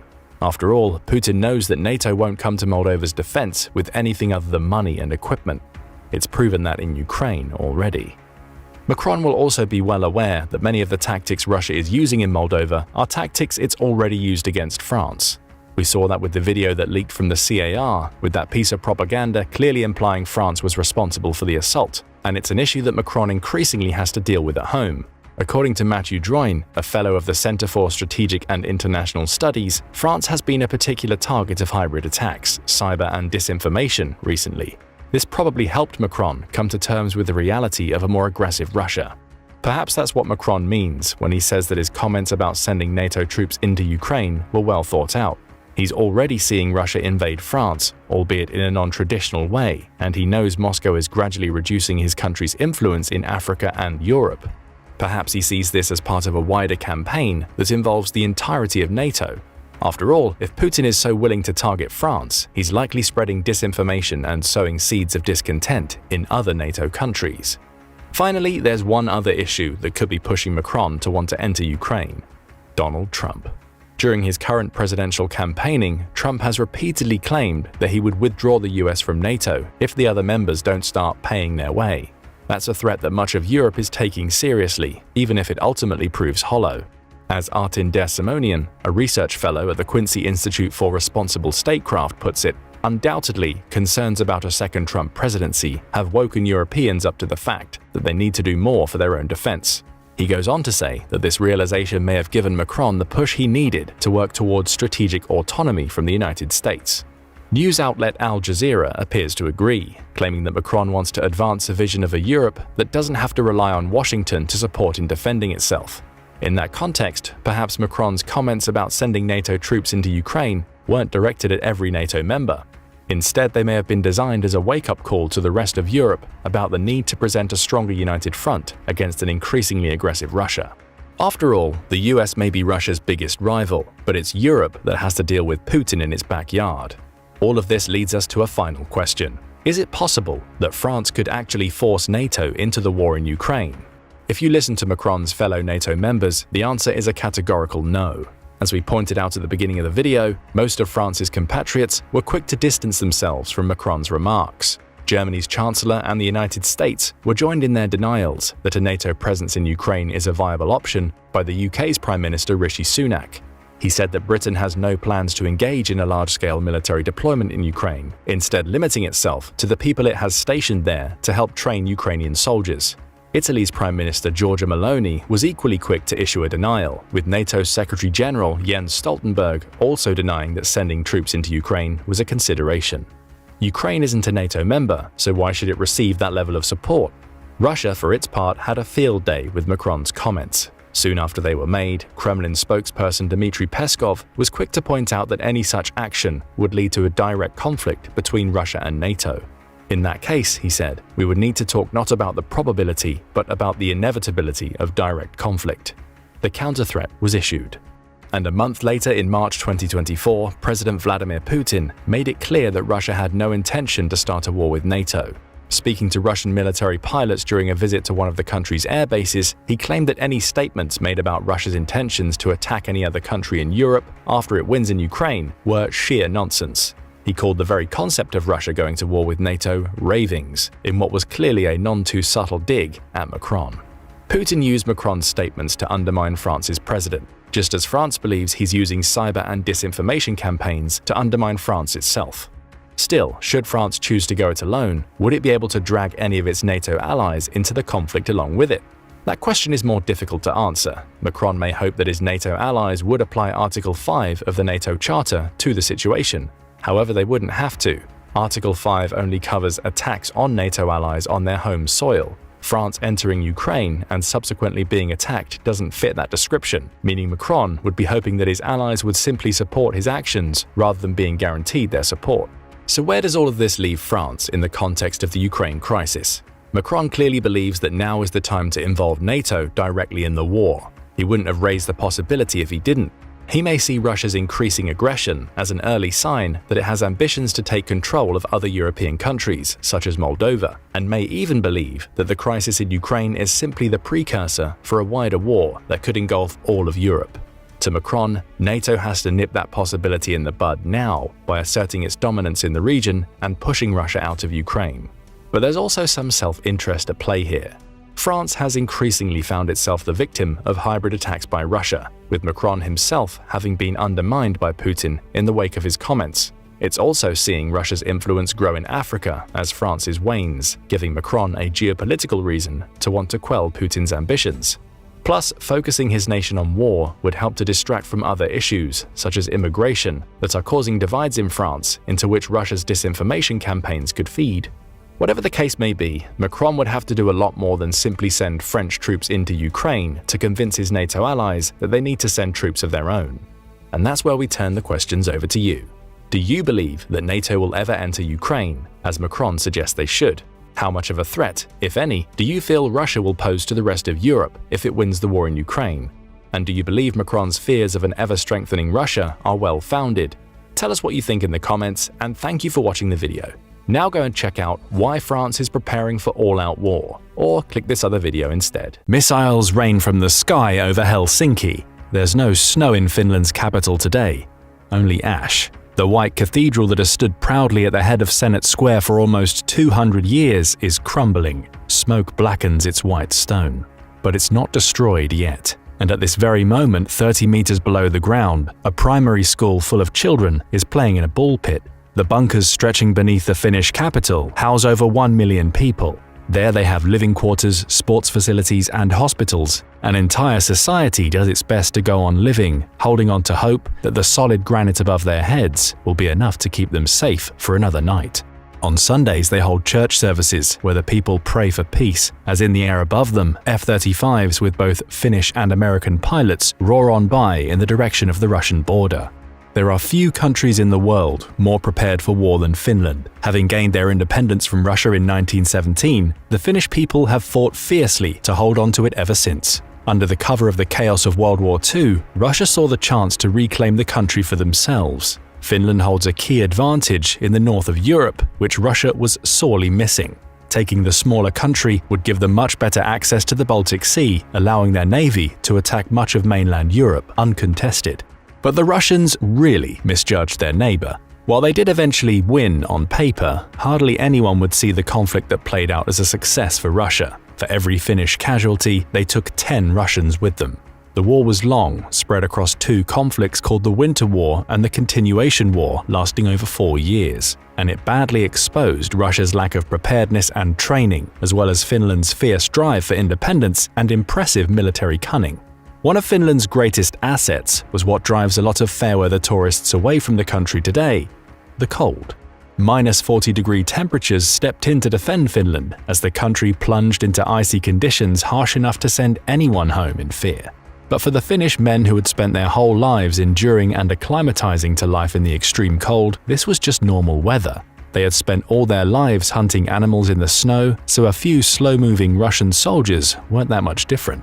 Finnish soldiers would whip through the snow forests on skis, conducting hit-and-run attacks and ambushing the narrow roads, blowing up bogged-down vehicles and leaving traffic jams for miles behind. Just a couple of soldiers would hold up the Russian invasion on that front for days or even weeks. Individual snipers would set up on strategic points and steadily pick off platoons of Russian soldiers one by one. The most lethal sniper in world history, Simo Häyhä, fought for Finland in this war, tallying up over 500 kills on his own, according to some sources. And this was a war that had caught Finland relatively unprepared. Since the end of World War II, Finland has spent the better part of 80 years arming themselves and designing the entire infrastructure of the country for the eventuality that Russia will invade again. Take the bunkers, for example. It's a law in Finland that when designing any building larger than 1,200 square meters, they must include a bunker in the design. The metro system was built with the dual purpose of also housing people in the event of an emergency. Visiting Helsinki and other major cities today, you will find sports halls, play areas, and swimming pools in regular use, all buried deep underground. In large storerooms lining the edges of these facilities are food and medical supplies. At the drop of a hat, the majority of the population of Finland can move underground, fortified by thick steel blast doors designed to withstand nuclear blasts. A recent survey found that Finland has roughly 50,500 of these bunkers, capable of holding a total of 4.8 million people, holding a total of 4.8 million of Finland's 5.5 million population at any one time. Down there they have clean running water, the cleanest tap water in the world, by the way, and enough supplies and facilities to continue living for months on end. Above ground, it's a similar story. The infrastructure of the country has been designed with war in mind. One of the things that snared the Russians so badly in World War II was the country's terrain. Finland is almost entirely dense forest land. When it isn't a dense forest, it's a lake. Looking down at Finland from a plane as you come into land at any of its major airports, you'll see trees and lakes all the way to the horizon. Moving a large body of soldiers through it is therefore very difficult. You need roads and bridges. The Finnish people have used this to their advantage, designating an unknown number of bridges as ones to be destroyed in the event of a war. Any Russian tanks moving across the border would need roads and bridges to get around. Destroying and blocking key access routes would allow the Finns to funnel Russian troops into choke points littered with landmines and surrounded by Finnish soldiers trained in the art of ambush. But every war ultimately comes down to the warriors themselves. How does Finland ensure that it has enough ready hands to turn strategy into action? The Finnish military strategy relies heavily on its mandatory conscription system, meaning that every male over the age of 18 will receive a letter calling them up to complete a minimum of 6 months military training. Almost every man in Finland has experience using a rifle, digging a foxhole, planting landmines, firing RPGs, and the nation has a long list of reserve soldiers already earmarked for individual roles in specific platoons and battalions should the war break out. At a moment's notice, this small country can mobilize an army large enough and well-trained enough to stand toe-to-toe with almost any invader. At least they can at first. This is where the fundamental flaw comes in, and it's a flaw that won Russia the fight during the Second World War, and possibly the flaw that could see them eventually overwhelm Ukraine. Numbers. Russia, simply put, is an enormous nation. Finland's population is 5.5 million, while Russia's is 142 million. That's around 26 times the size of Finland's. No matter how much of a fight Finland puts up, Russia will inevitably have more soldiers to throw at the problem. There's only so long that Finland will be able to hold out against invasion under their own strength. But fortunately, they don't have to. As of 2023, Finland is one of the newest members of NATO. The North Atlantic Treaty Organization was formed in the shadow of World War II to protect Europe from ever plunging into war again. A small band of countries agreed that should one of them be invaded, the others would all come to their aid. Over the second half of the 20th century, this group grew larger and larger, and with the fall of the Soviet Union, it exploded in popularity, with many of Russia's former pawns switching allegiance in order to be guaranteed protection and independence by the bigger and stronger nations. And there is no nation in NATO bigger and stronger than the United States of America, but their pact with Finland goes beyond that. On December 18, 2023, Antony Blinken, the US Secretary of State, met with Antti Häkkänen and Elina Valtonen, the Finnish Ministers of Defense and Foreign Affairs respectively, to sign a defense cooperation agreement in Washington, D.C. Despite Finland officially joining NATO 8 months earlier, the US was keen to create a direct agreement with Finland on top of their NATO alliance to strengthen the two nations' bond even further. This DCA was put in place to regulate the presence of US armed forces and the activities of US suppliers on Finnish soil. It means that the US will have access to 15 military bases in Finland where they will be able to station their own troops. This will act as a major deterrent to Russia. If they invade Finland and kill US soldiers in the process, then that will constitute an act of war, not just on 5.5 million Finns, but also 333 million Americans. And trust us, those Americans have a lot of guns. Since 1982, no US president had visited Finland for the sake of visiting Finland. Bill Clinton and Donald Trump both visited during their presidencies, but for the express purposes of holding meetings with Russian leaders Boris Yeltsin and Vladimir Putin. Yet in 2023, Joe Biden made the express point of visiting Finland to meet with Sauli Niinistö, the Finnish president at the time, and other Nordic prime ministers. The US is keen to show very publicly how much they support Finland. So what are they doing behind the scenes to help bolster Finnish defenses? For years, the Finnish Air Force has relied on a modest fleet of McDonnell Douglas FA-18 Hornet jets to defend their skies. Like all military vehicles, these have a shelf life and are due to be retired by 2030. In their place, Finland has been putting in orders for a fresh batch of the US's crown jewel of aerial combat, the F-35. These should start arriving in 2026, initially starting off their service period in the frozen north in Lapland, where much of Finland's key air bases are housed. These jets won't just be delivered to Finland, however. They are set to be built there in a new facility, all bundled into a multi-stage $9.6 billion deal between Finland and Lockheed Martin.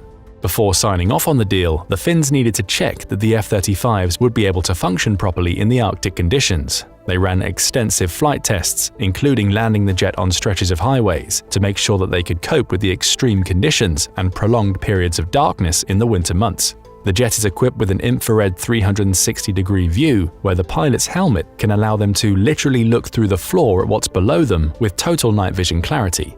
The fact that the jet succeeded was a huge coup for the nation.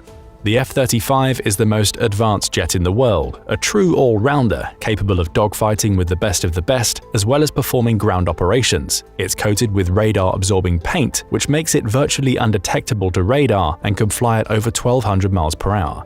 It feels like it's anywhere and everywhere at once. Incredibly difficult to fight against, and with the most advanced targeting systems in the world, it's deadly accurate when it does suddenly appear. A fleet of 64 of these is nothing to sniff at, but when compared to Russia's fleet of 809 fighters with an estimated 526 in active deployment, we see again the inherent disadvantage that Finland faces. Another key piece of equipment that Finland has been ordering in bulk is the 66 KES. That's the Finnish name for it, though soldiers often just refer to it as the Kesi. For the rest of the world, it's called the M72 LAW. LAW stands for Light Anti-Armor Weapon. It's a tank buster. A small portable single-use rocket launcher designed to pierce enemy armor and leave it stuck in the mud. Every soldier trained in the Finnish army is taught in detail how to fire one of these. The key advantage of the Kesi is that it's incredibly lightweight and reliable. A lone Finnish soldier can carry one slung over their shoulder no problem for long distances. Since it's so light, Finnish soldiers can sneak up close to the Russian vehicles. At a moment's notice, it can be primed and readied. Then they just have to pop out of cover for a split second, pull the trigger, and then they can be running away before the projectile has even hit its target, discarding the used device behind. It's estimated that the Finnish Defence Forces already own about 70,000 Kessis, and in 2022 they put in an order for more. In a woodland war against Russia, where choke points and ambushes will dictate much of the action, the small and cheap Kessis will punch well above their weight, immobilizing or even destroying millions of dollars worth of Russian tanks in a split second. If they miss or fail to do enough damage, it doesn't matter. The Finns have 70,000 of them, so another shot will be flying in at any moment. Add on top of that Finland's rapidly growing stockpile of British NLAWs, and life as a Russian tank driver is not looking particularly fun. So that's some of how the US has helped equip Finland, but why this tiny nation particularly? Why is Finland getting preferential treatment over other nations that might be higher on Putin's hit list? Both Finland and the US have always enjoyed positive relations with each other, but in the last few years, there is more urgency to proceedings. It seems clear that Putin does not intend to stop at just invading Ukraine. Other European nations are at risk of Russian invasion, but no one is quite sure where it could be yet. The Baltics, Poland, Moldova, Georgia, and Kazakhstan are all at risk as they fall outside of NATO membership. Where Russia will attack next is anyone's guess, but if Russia does decide to invade a NATO member, then Finland will be near the top of their list.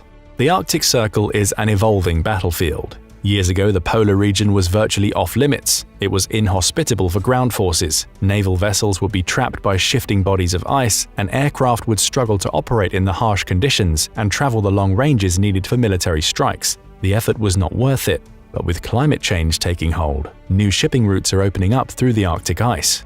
Military technology has advanced to the point that a lot of the barriers to Arctic weather that once existed can now be overcome. Russia is no longer relying solely on the Baltic Sea to get a foothold in attacking Europe from the north. Now Putin will have the option of launching attacks across the Arctic at both Europe and America. Couple this with vast untapped reserves of oil and natural gas, both key strategic resources in a war, and the polar region has really come into play as a potential battleground.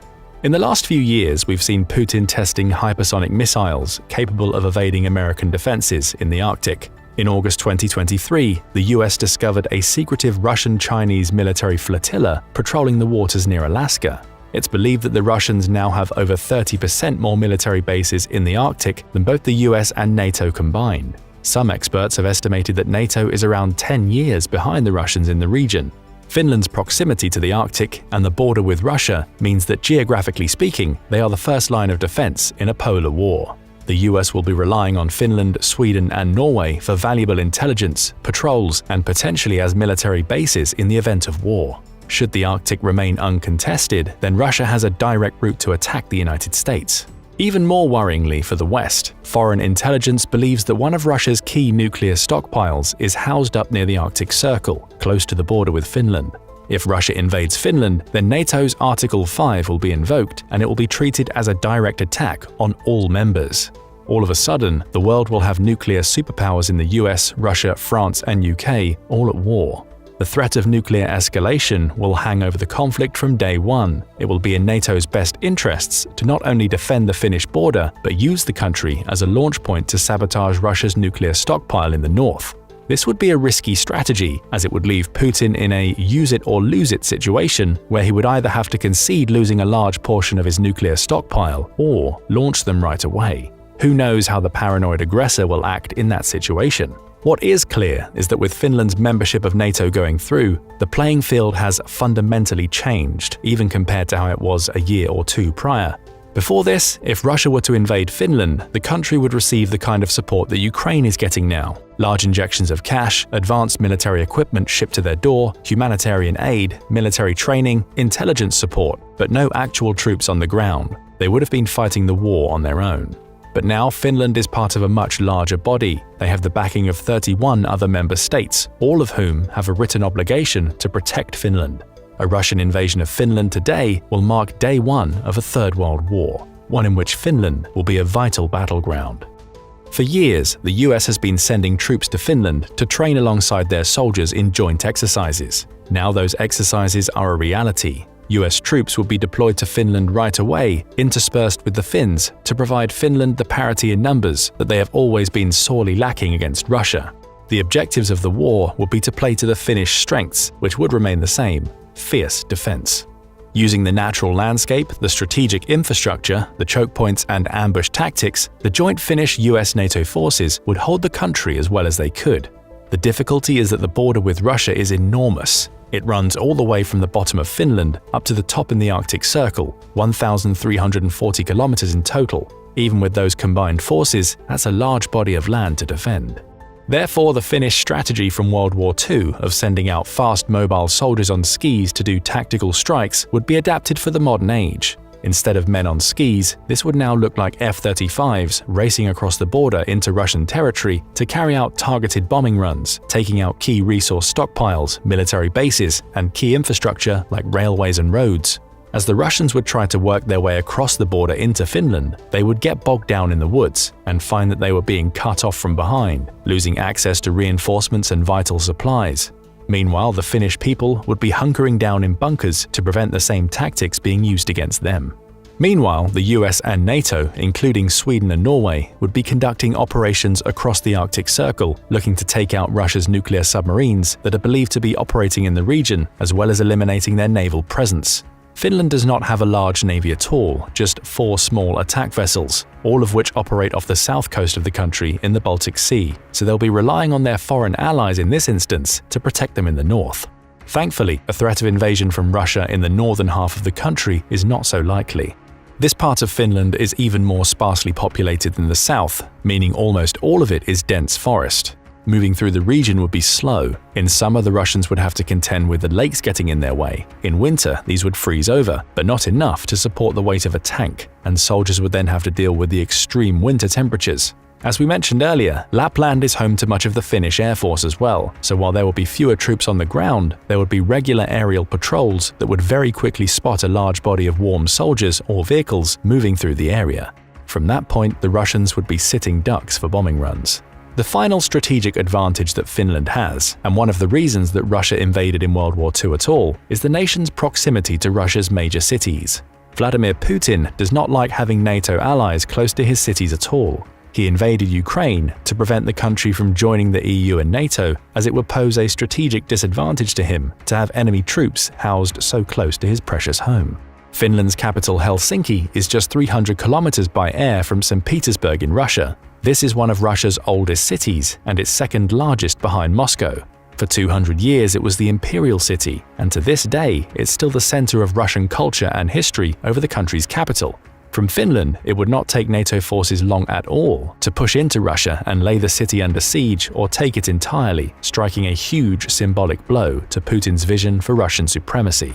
For a man so obsessed with borders, land, and restoring Russian glory, the loss of St. Petersburg would be an utter catastrophe. So from Finland, the US and NATO would be able to strike at Putin's nuclear stockpile, work at negating his advantage in the Arctic Circle, and launch an attack on his second most precious city.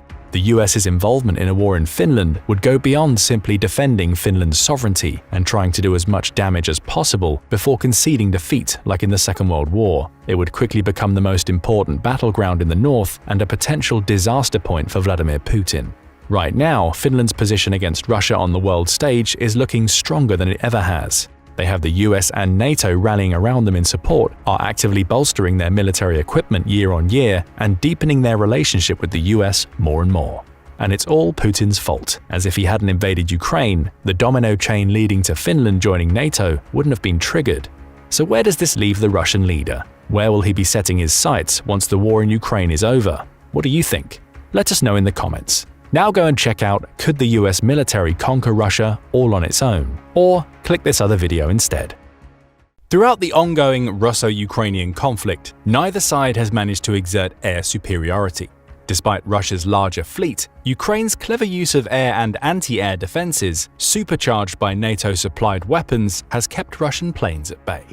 But the game could change. Late in 2023, the US made a pivotal move by agreeing to send F-16s to Ukraine, making a first in Ukrainian aviation history. Could these jets tip the scales, offering Ukraine a chance to claim the skies? The F-16, though not the newest kid on the block, is no slouch. As a versatile, late fourth-generation fighter, it's not just about achieving air superiority. It's about providing a flexible option for both attack and defense. Thanks to its all-round capabilities, the F-16 has secured its spot as a mainstay in the fleets of numerous countries and stands as a pillar among NATO forces, outpacing older Soviet and Chinese models. Could the introduction of the F-16s into Ukraine's arsenal rewrite the aerial warfare playbook? Let's explore what these jets bring to the high-stakes aerial duel. When it comes to the supposed efficiency of the F-16s, it's important to compare them to the powerhouse of the Russian and Ukrainian air forces, the Su-27. From a technical standpoint, both F-16s and Su-27s belong to the fourth generation of combat aircraft, but that's pretty much where the similarities end. The Su-27 was designed to be an air-to-air dogfighting and air superiority aircraft. It's fast and efficient at taking out enemy air forces. With a top airspeed of about 160 miles per hour more than the F-16, an Su-27 can outmaneuver other similar aircraft in close-range combat. Keep in mind that the Su-27s that Russia and Ukraine use are technically not the same aircraft. Both Russia and Ukraine inherited their fleets of Su-27s from the Soviet era, yet Russia has since enhanced its aircraft with significant upgrades. Moreover, Russia's arsenal includes the advanced Su-35s, giving it a broader range of modern aerial capabilities. Despite these challenges, Ukraine has shown resilience and adaptability with its available Soviet-era aircraft. In 2022, Ukraine faced tough losses, with 62 aircraft down during combat missions. Given that Ukraine's air force comprises about 80 fourth-generation MiG-29 and Su-27s, these losses impacted the number of operations conducted in 2023. Remarkably, the losses were reduced to 7 aircraft in that year, underscoring the Air Force's strategic adjustments and efforts to preserve its fleet. This reduction in losses highlights Ukraine's capability to adapt and continue its aerial defense efforts, despite having lost approximately 40% of its air power. Ukraine's Air Force relies on its existing fleet and international support, as the country does not currently produce new aircraft. This reliance on older models and the challenge of securing spare parts for maintenance are significant hurdles. However, the potential integration of Western aircraft like the F-16 into Ukraine's arsenal could open new avenues for enhancing its aerial capabilities, offering hope for bolstering Ukraine's defensive and offensive air strategies. Still, the reliance on already obsolete aircraft has turned the Russo-Ukrainian battle into a prolonged war of attrition. In light of the heavy losses accrued during 2022, Ukrainian tactics have shifted from aerial attacks on Russian soil to mid-range operations to take out key pieces of the Russian army infrastructure and command. The tactic is bolstered by the fact that Ukraine has already received plenty of ground-to-air missiles and weaponry, allowing its army to support air operations with anti-air defenses. Ukrainian aircraft therefore can launch a hit-and-run attack on Russian forces and duck behind the heavy Ukrainian air defenses, making the operations less likely to result in the loss of aircraft. But this air battle isn't straightforward. Russia does possess a bigger fleet with around 100 Su-27s and an additional 130 of the more advanced Su-35s, and Russian radars spotting targets from 100 miles away outrange Ukraine's 55-mile reach, letting them spot and counter threats, including drones and missiles, sooner. Their R-77 missiles can hit targets from 80 miles out, a capability Ukraine lacks, putting Ukrainian jets at risk before they even know what hit them. But despite these advantages, the fight for air dominance remains at a deadlock. Russia doesn't have enough concentrated long-range capabilities to take out NATO-provided air defenses. Similarly, Ukrainian planes don't have the range to reach further out from the same defenses and strike key Russian infrastructure and military hardware to make a meaningful advance. That's where the F-16 aims to completely overturn the tide of battle. F-16s have a more powerful radar system, which has a range of over 110 miles in its most potent version. This gives the jet a significant edge over Russia's improved Su-27s in target acquisition and tactics. Additionally, getting F-16s also means that Ukraine will gain access to modern missiles that are compatible with the plane's mechanisms. Most notably, this includes the AIM-120 AMRAAM, which is one of the most versatile and destructive missiles in active use. AIM-120s have a range of 65 to 100 miles and have gained a fearsome reputation due to their use in various wars during the 21st century. It's one of the hallmarks of America's ongoing air supremacy, and its capability to lock onto and track a target fills a hole in Ukraine's arsenal. The missiles easily outgun Russia's R-77s, which will allow Ukraine to penetrate deeper into occupied territory or Crimea and even strike at targets on the Russian mainland. The active radar system inside the R-77s and AIM-120s also means pilots won't have to maintain a lock onto their targets. The system slots perfectly into Ukraine's existing hit-and-run tactics, meaning that pilots can combine their experience with modernized ordnance and planes to gain an advantage. Giving Ukraine F-16s and AIM-120s will provide stability against Russia and maintain control over its airspace. One of the key factors that makes F-16s considerably more powerful than their Soviet counterparts is their general reliability. F-16s have an expected lifespan of between 3,500 and 4,500 flight hours. Accordingly, their components are generally expected to last for that period, and the airplane can remain in service with minor repairs and maintenance. After that, the mechanical parts have a much higher chance of breaking down due to wear and tear, and the wiring might fray and damage important electrical components.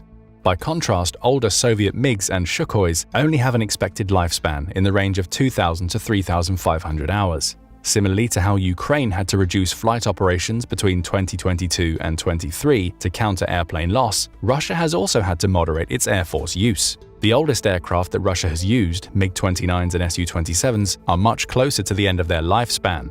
Furthermore, since Russia needs to mount an offensive, its planes typically have to fly in from farther bases, making each operation more demanding on Russian aircraft than Ukrainian aircraft. In fact, the prolonged nature of the war between Russia and Ukraine has also brought about a major concept in maintaining air superiority called imputed losses. The concept refers to the fact that the military will lose some of its key equipment or weaponry not due to enemy fire, but to parts breaking down from wear and tear. According to estimates by the RAND Corporation, Russia has lost between 30 and 60 aircraft solely to imputed losses over the last 2 years. If we take the average value, around 45 planes have been grounded because their parts can no longer operate. Russia has needed to fly their planes more frequently and push them to their limits, but it doesn't have enough manufacturing capacity to offset those losses. Based on RAND's report, Russia can produce between 18 and 36 modern aircraft per year, and it's assumed that it will need to cut down its Air Force operating capacity further to maintain its existing fleet. Since the country is still midway through replacing old Soviet-era planes with Su-35s, it's possible that they will prioritize using Su-27s. The main reason being that it will become prohibitively expensive to maintain a fleet of Su-27s. Russia might consider putting them up as sacrificial lambs in combat to allow more modern aircraft a better chance of survival. This means that Ukraine is more likely to see Su-27s and other fourth-generation aircraft used against them over the course of the war. With many reports suggesting that Russia doesn't have a concrete plan of pushing into Ukraine for the rest of 2024, it's possible that this would be Ukraine's time to push back on Russia's encroachment into their airspace. And that's where the newly donated F-16s could prove pivotal. These planes are coming from Denmark, around 25 aircraft, and the Netherlands, roughly 52 aircraft. The planes are likely relatively well preserved since the countries involved haven't needed to use their air force to a great extent over the past 20 years. With F-16s being a more competitive aircraft model, Russia will have no choice but to activate more of its air force to compensate. This will lead to further use of both modern and obsolete aircraft in the VKS, the Russian Aerospace Forces, increasing how often they perform sorties to counteract the F-16's improved radar detection and targeting range and avoid infrastructural losses. As a result, the increased aircraft usage will compound the imputed losses that the force will suffer throughout the war. Therefore, Russia might actively lose whatever advantage it has managed to hold onto for the last 2 years. Ukraine might even be able to take back contested areas, or at least manage to maintain air superiority over them. This will allow them to mount a concerted counter-offensive should the Russians ever falter on any front. Finally, if F-16s give Ukraine control over its airspace, they can be used to make offensive strikes deeper into Russian territory, taking out key artillery pieces that make ground combat more favorable for the Ukrainian forces. These victories in Ukrainian airspace could also prove fantastic for improving morale in the Ukrainian army. The soldiers have already managed to stave off the invasion with incredibly limited access to newer technology and being heavily outnumbered. With the addition of more advanced and reliable aircraft, they could push the Russians further out of Ukraine. But if the F-16s would have made so much difference for the Ukrainian forces, why have deliveries only started in late 2023? The answer to that hinges on the volatile state of global geopolitics. Over the past few years, Russia's Ministry of Foreign Affairs has issued statements suggesting that the US delivering F-16s to Ukraine would be seen as a direct threat to Russia. This stems from the fact that F-16s technically have the capacity to carry nuclear warheads instead of traditional missiles, at least according to the Russian Ministry of Foreign Affairs. Some have speculated that Russia would be willing to push the nuclear button on what it perceives to be grave transgressions against the country's efforts in Eastern Europe. This could plunge the entire world into a war, with many sides accruing significant losses as nuclear weapons are dispatched by all countries who own them. It should be noted that this is a similar strategy Putin has exercised in the past, even at the beginning of the invasion after it was clear that Ukraine wouldn't fall in 10 days.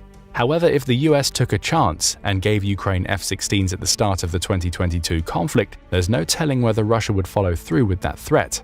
But in recent years, Russia has pretty much exhausted its diplomatic options. With the Western countries becoming independent from Russia's oil and gas, Putin was forced to turn to China and India and other smaller trading partners to compensate for the income loss. However, that means that Russia has lost the upper hand in many negotiations and is currently positioning itself as a minor trading partner for China. As a result, leaders in the US and NATO were likely considering that the threats from Russia were empty and decided that they wouldn't lose too much if they donated F-16s to Ukraine. Additionally, Russia's repeated attacks on civilian infrastructure has seen an increase in public support for Ukraine and may have encouraged the US to act faster to help shorten the war. The versatility of F-16s to carry both air-to-ground and air-to-air missiles means that they can be used to take down enemy drones and ordnance conducting strikes on civilian targets. Russia's situation is further complicated by the fact that its main ally throughout this war, China, seems to have gone silent on the matter. Considering China's goals to reduce American influence in the Indo-Pacific, it may be preparing to go to war with either the US or Russia to expand its claims and obtain more resources. That puts Russia in a hard situation where they won't have the backing of the world's second superpower should they make an impulsive decision. With the arrival of the F-16s, Ukraine will get a sizable boost in firepower. This comes in the form of advanced missile guidance systems that the planes can carry. While Ukraine already has access to some of the latest missiles available, such as the Storm Shadows, their capabilities were stunted by the fact that the MiG-29 and Su-27 weren't native platforms that can carry and guide them.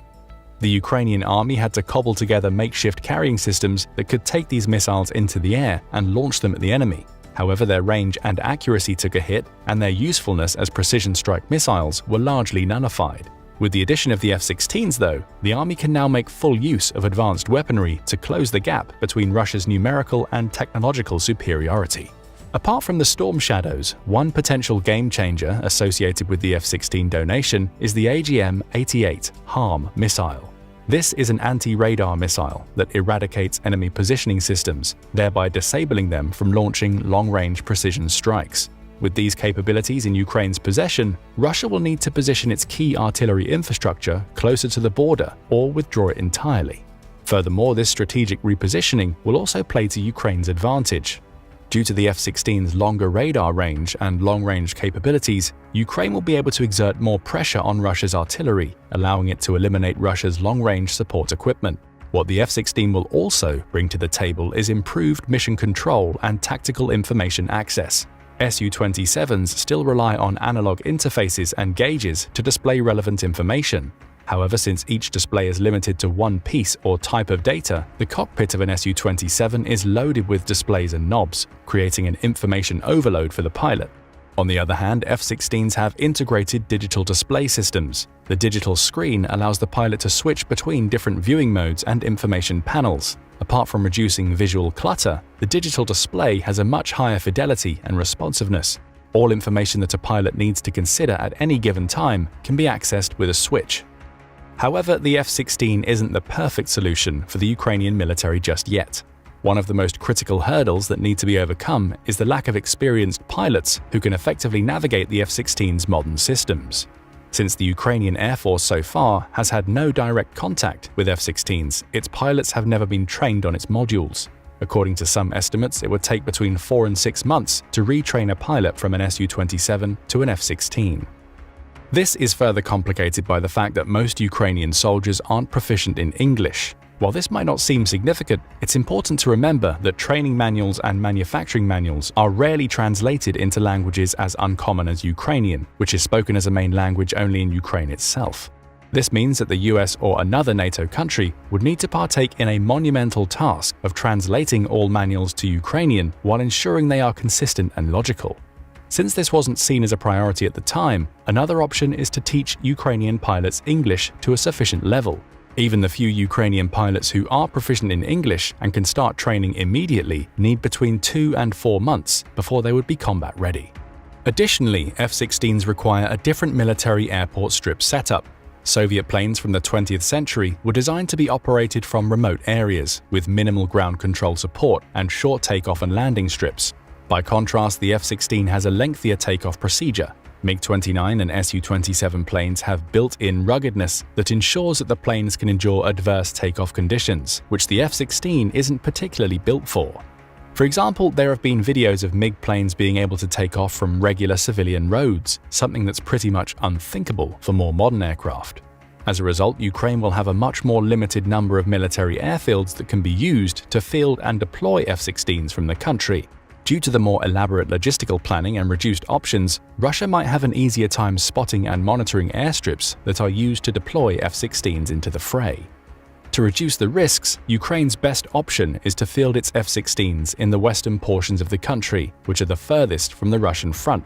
However, this reduces the effective range of the jets, which would reduce their combat prowess. This is further compounded by the fact that F-16s actually have a lower travel range than Su-27s. While their fuel tanks are almost 4 times larger, the newer airplane chugs through fuel much quicker. A purely defensive position on the opposite side from the front would be economically inefficient, making the Ukrainian army much more reliant on fuel import than usual.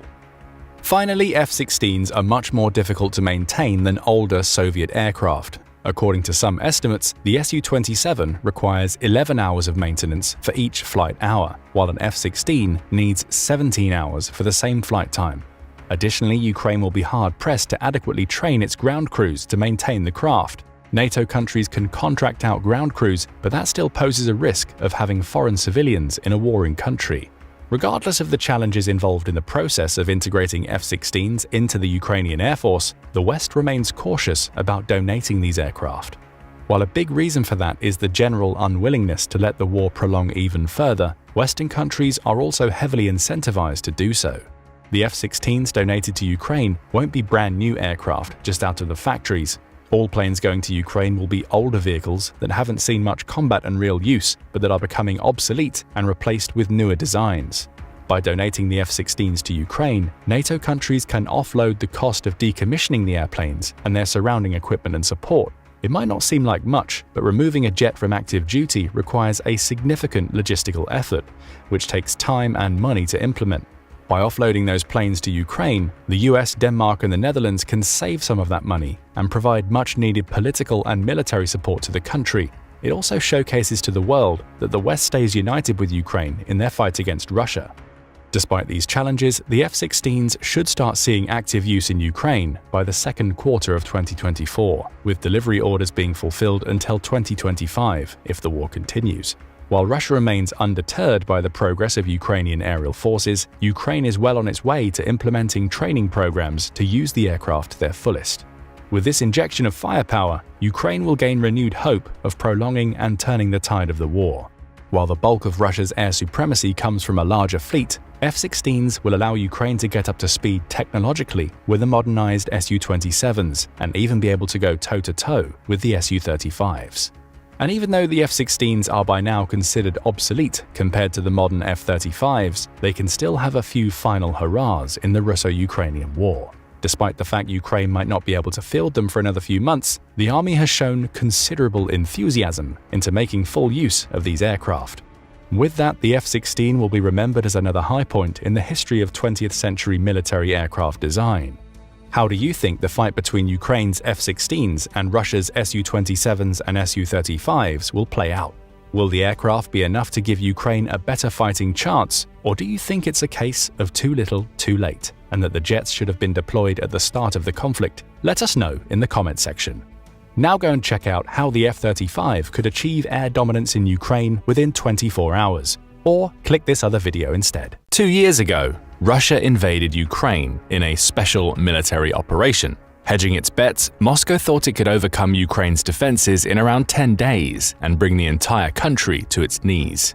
That didn't happen, obviously. We know how the story is progressing, but we don't yet know how it will end. With NATO providing vital military and financial aid to Ukraine, the operation has turned into a war of attrition, and neither side is capable of penetrating deeper into the other to make a substantial claim. So why doesn't Putin just call it quits and forget about Ukraine? The problem is that invading Ukraine isn't exactly about invading Ukraine itself. The issue stems far deeper and can be traced all the way back to the late 1990s. Essentially, the invasion of Ukraine is a part of a systemic issue and a larger goal that Russia has been pushing for a few decades now. The best way to explain what happened is to wind the clock back a bit. During the Cold War, the Western world, that being the US-affiliated part of Europe and North America, believed that Russia was one of the world's greatest geopolitical and military threats. To that end, NATO countries tried to create a baseline for effective and peaceful negotiations and relationships with the countries in the Soviet bloc itself, with the USSR as its head. The USSR saw that NATO was a potential threat to its borders and agreed to maintain friendly relations only if NATO would cease to expand toward the Russian European mainland. The policymakers in charge then did make significant political concessions, and NATO did try to make good on the promise not to present a significant military presence in nations bordering the USSR. That all went out the window with the dissolution of the Soviet Union between 1989 and 1991. Over the course of those 3 years, European borders were carved out anew, and geopolitical relationships shifted with them. NATO immediately took advantage of the situation. With the fledgling countries leaving the Warsaw Pact and leaning toward a pro-Western ideology, NATO devised a plan to integrate them into the alliance. Over the next 15 years, several countries that were previously part of the Soviet Union joined NATO. Still, NATO didn't exert any significant military pressure on the Russian Federation. The alliance didn't create any permanent military stations or perform significant military drills in any of the nations that joined NATO after 1990. That would mean that Russia had nothing to fear from NATO, right? According to the Russians themselves, not quite. You see, Russia, at least the Russian ideology as it exists today, views itself as a natural extension of the former Soviet Union.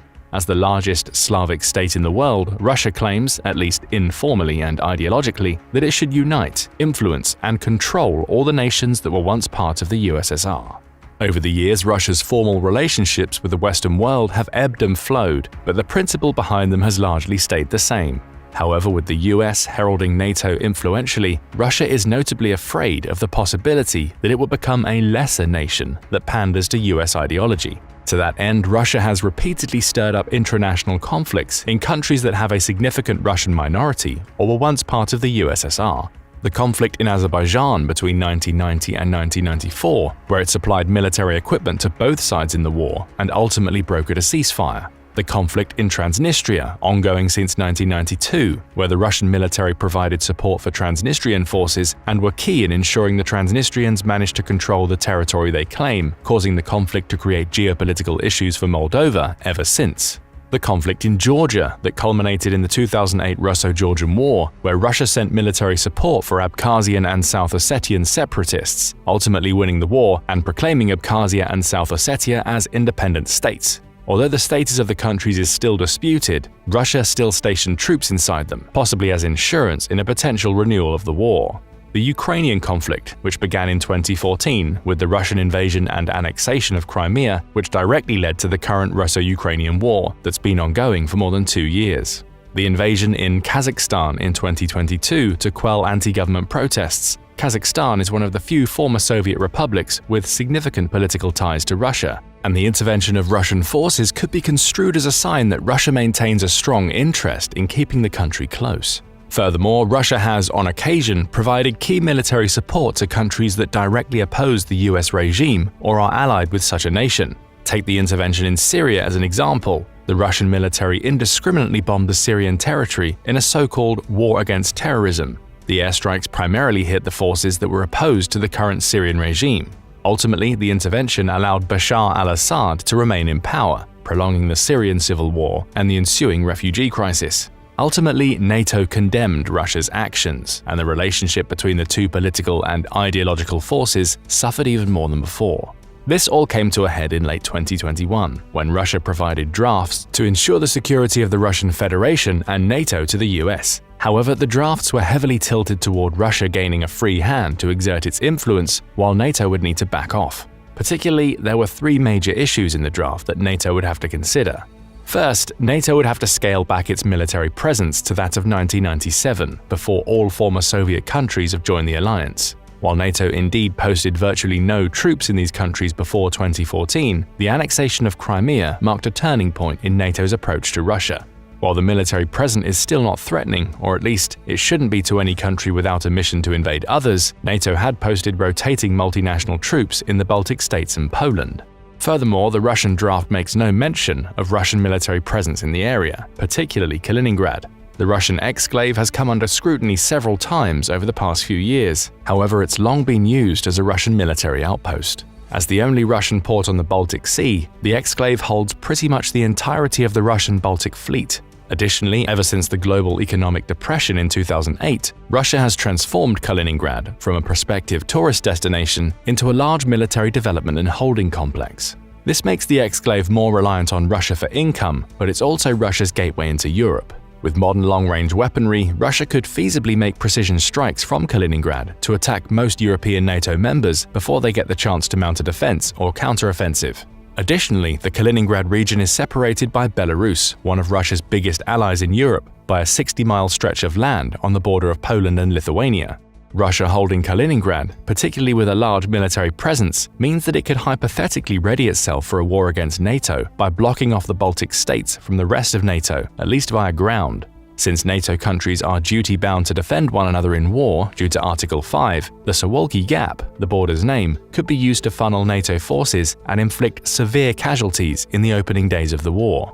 Hypothetical warfare aside, another Russian proposition was to force NATO to cancel all military deployment close to Russia's borders. While this could possibly be debated to implement, it's unlikely that all NATO member states would have agreed to this proposal, particularly those bordering Russia.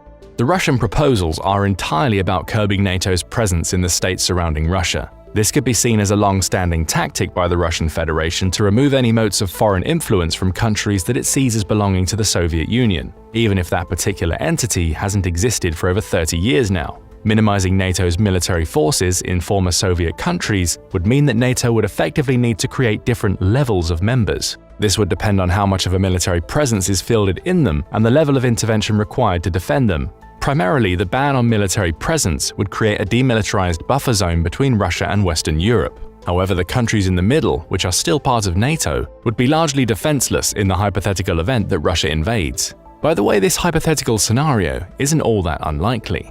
After the invasion, several European countries have pointed out that Russia has become a direct threat to Europe. The German military has even issued documents on potential war against Russia and vital stages of the conflict that would take place before the actual military altercations.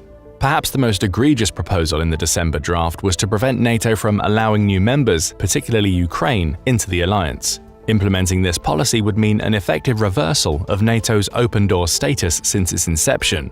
While NATO was somewhat hesitant to consider Ukraine joining the alliance even before the 2022 invasion, Russia's proposal would completely undermine NATO's internal policies and decision-making process. Ultimately, Russia was trying to exert more political influence on NATO by creating so-called hard lines that the alliance couldn't cross, otherwise, threat of nuclear weaponry, of course.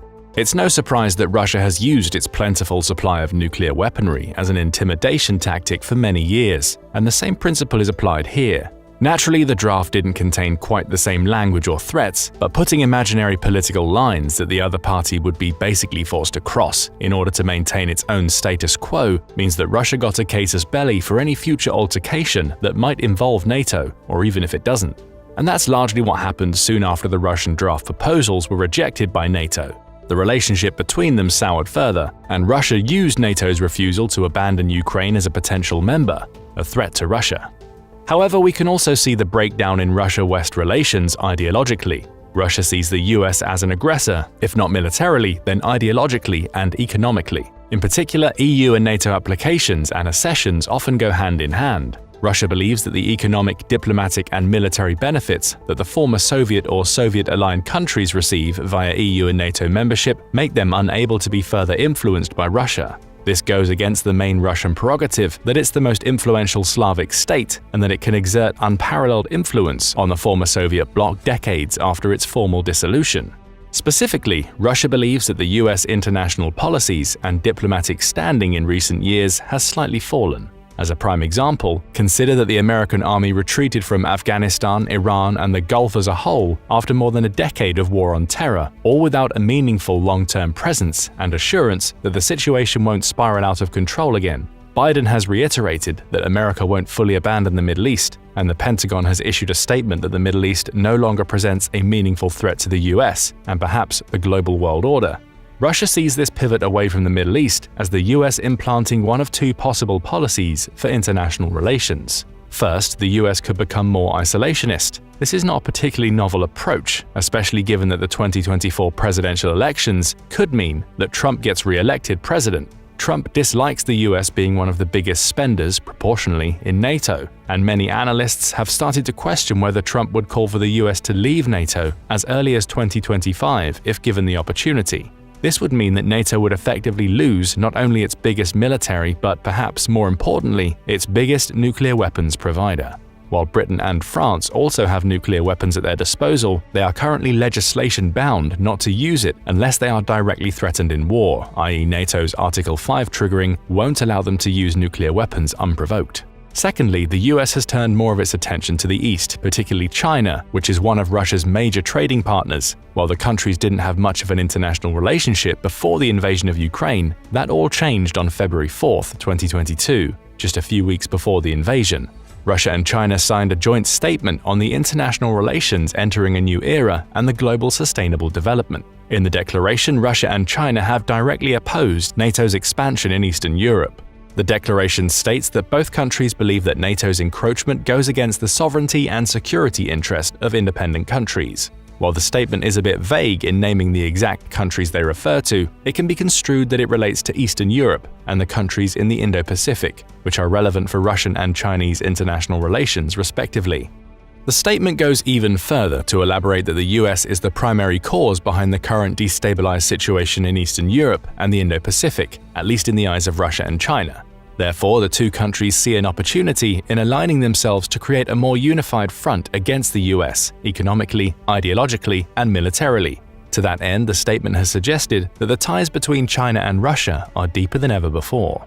If we look at what has transpired after the invasion, it's clear that China has silently approved of every major decision Russia has made with Ukraine. The country is one of the few to regularly abstain on any matters relating to Russia and has not denounced the invasion of Ukraine.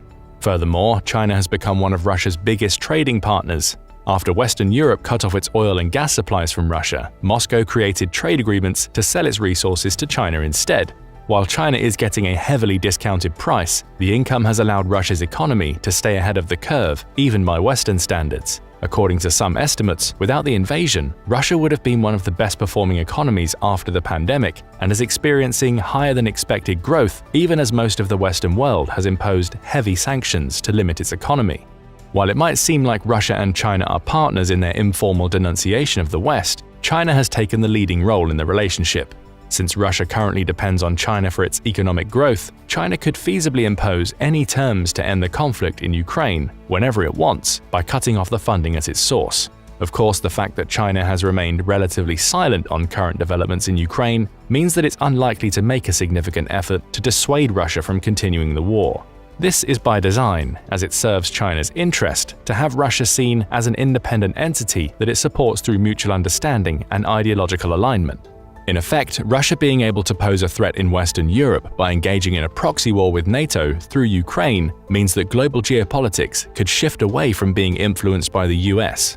If Russia and China can degrade NATO's image as a powerful alliance by winning in Ukraine, it would open the door to dissolving the alliance altogether, or at least forcing the US to reconsider its membership in it. China's outlook on the situation could only improve by having the US be ideologically and politically weakened and forced to either disperse its diplomatic efforts on even more fronts or become more isolationist. To that end, the parallels between Russia and China's situations in their cold conflict against the US mean that something had to break sooner rather than later. Since China's position in the Indo-Pacific is much more precarious, with the US directly backing Taiwan, Russia was effectively scapegoated into making the first move to invade Ukraine. By creating a narrative where the special military operation was initiated due to a negative American influence in Ukraine, Russia and China can attempt to destabilize NATO, and the US in particular, by forcing them into unequal conflicts. Particularly, NATO is hesitant to offer its full support to Ukraine because the latter is not a member of the alliance. Moreover, Russia has made it quite clear that direct involvement of NATO forces would likely escalate the invasion into a full-blown nuclear war between Russia and the West. While the military size and technology of NATO far outpaces that of Russia, the West is not willing to take any risks with the situation, especially since they recognize that China is waiting to take advantage. This suggests that China is the driving force behind the invasion, the motive being to destabilize the world's view of NATO, or more particularly of the US, as a peacekeeping force that can also provide beneficial economic partnerships to the countries in Russia and China's spheres of influence. By waiting for the war in Ukraine to end, China can use the economic downturn of the West to its benefit, forging better trade agreements and political relationships with states that no longer can gain from being aligned with NATO. However, while China is the driving factor for Russia to start the invasion, Russia still has motives of its own behind trying to force Ukraine back under Russia's influence.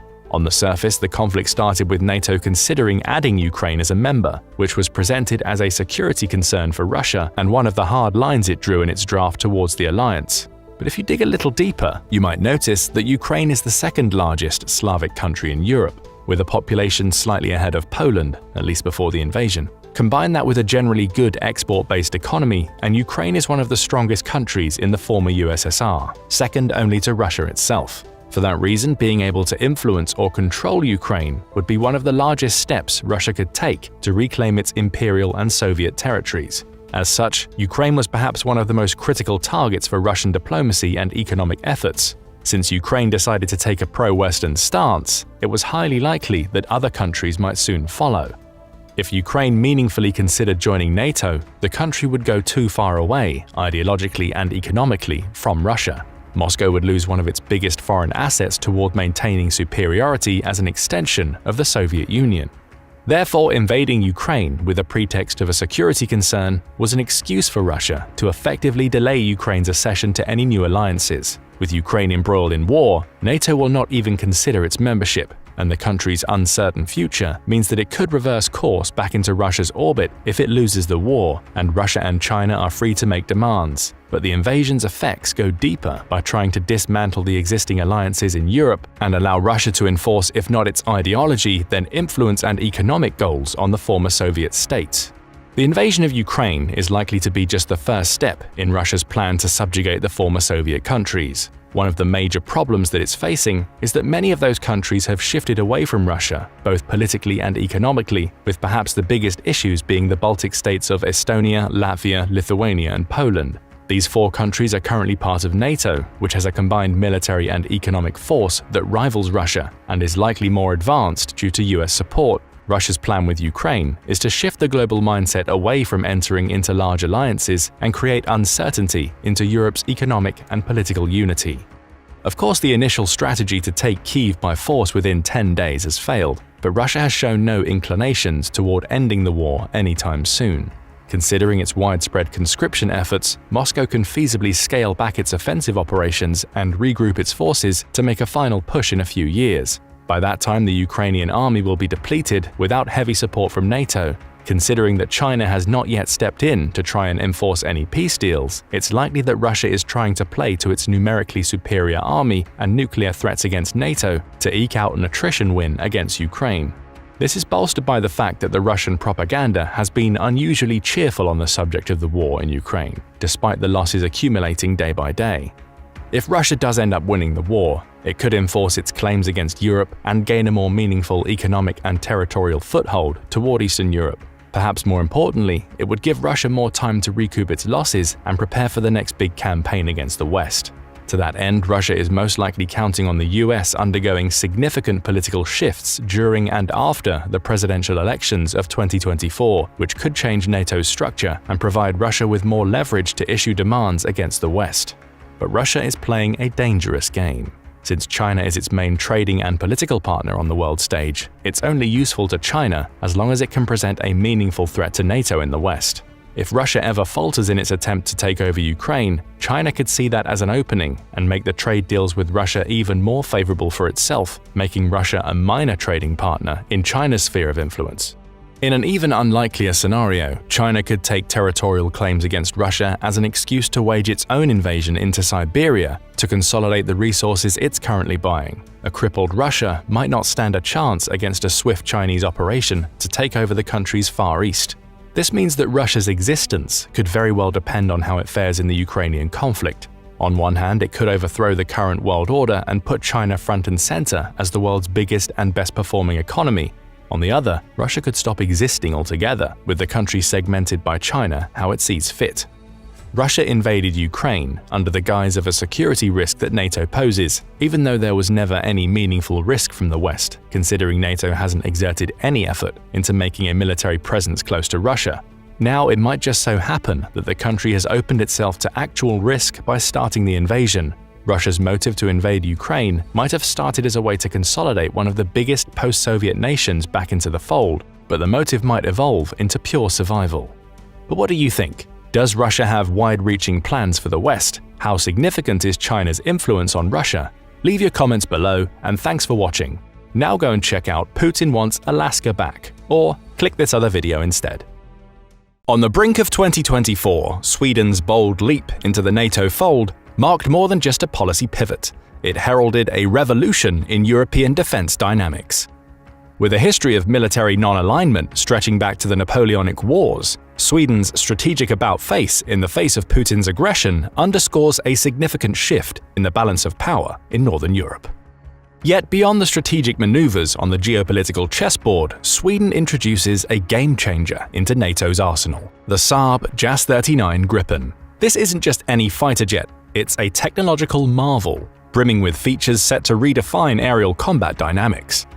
Key among these is its cutting-edge AESA radar, paired with sophisticated electronic warfare and countermeasure capabilities, all underpinned by the ability to evolve through software updates, and this is just the beginning. From its first flights challenging China's aerial might to its potential role in bolstering Ukraine against Putin's forces, the Gripen stands as a testament to Sweden's quiet yet formidable military prowess. How does this jet fit into NATO's strategic puzzle? And what could its inclusion mean for future conflicts? As we unravel Sweden's dramatic entrance into NATO and the Gripen's capabilities, let's dive into a story of technology, tactics, and the reshaping of military alliances, starting with the basics. The Gripen is an advanced fourth-generation fighter that was conceived in 1979, had its maiden flight in 1988, and entered service with the Swedish Airforce in 1996. It's a multi-role plane capable of carrying out air superiority and ground attack missions. It also has uses away from the skies over the battlefield. For example, the United Kingdom uses the Gripen as a training platform. The fighter was in demand enough that Hungary requested and got approval for 4 more Gripens to add to its air fleet in exchange for dropping its objections to Sweden's entry into NATO. Over 300 Gripens have been built as of 2023, and the aircraft is currently in service in 7 countries, ranging from Thailand to Brazil. But there's more. The Gripen doesn't just come in one flavor, it boasts an array of models, each with its own unique strengths. The basic specifications are a top speed of Mach 1.8, a maximum takeoff weight of 13 tons, a range of about 1,850 miles, and a combat radius of about 500 without external fuel tanks. It has a service ceiling of about 50,000 feet. The Gripen comes armed with a variety of missiles. For air-to-air missions, these include the short-range RB-74 missile, which is the Swedish version of the AIM-9 Sidewinder, and the Iris-T missile. For longer range, the Gripen comes with the RB-99 missile, which is an equivalent to the AIM-120 AMRAAM. The Gripen can also use the Beyond Visual Range Meteor missile against even longer range targets up to about 125 miles away. For attack missions, the Gripen can carry the RB-75 air-to-ground missile and various bombs like the GBU-12 laser-guided bomb, Mark 82 unguided bomb, GBU-39 small diameter bomb, and DWS-39 anti-armor dispenser weapon. It can also carry the RBS-15F anti-ship missile. Just in case, the Gripen comes with a 27mm Mauser BK-27 cannon for dogfighting. The Gripen's standard configuration is a single-seat fighter, but the Gripen B is a twin-seat version for training and other specialized missions. The earlier versions were powered by a single engine, the Volvo Aero RM12 turbofan, but the modernized JAS-39E and F planes use the F414G, a derivative of General Electric's F414, which can provide 20% greater thrust. To carry more weapons, the Gripen E comes with 10 hardpoints. Its standard payload is to carry 2 visual range missiles and up to 7 beyond visual range missiles. It also comes with a new radar, replacing the previous Doppler PSO-5A radar of the previous versions. Instead, the new Gripens have an AESA radar, the Selex Galileo Raven ES-05, created by the Italian defense contractor Leonardo. This radar extends the fighter's range and situational awareness. The Gripen E also comes with an infrared search and track system.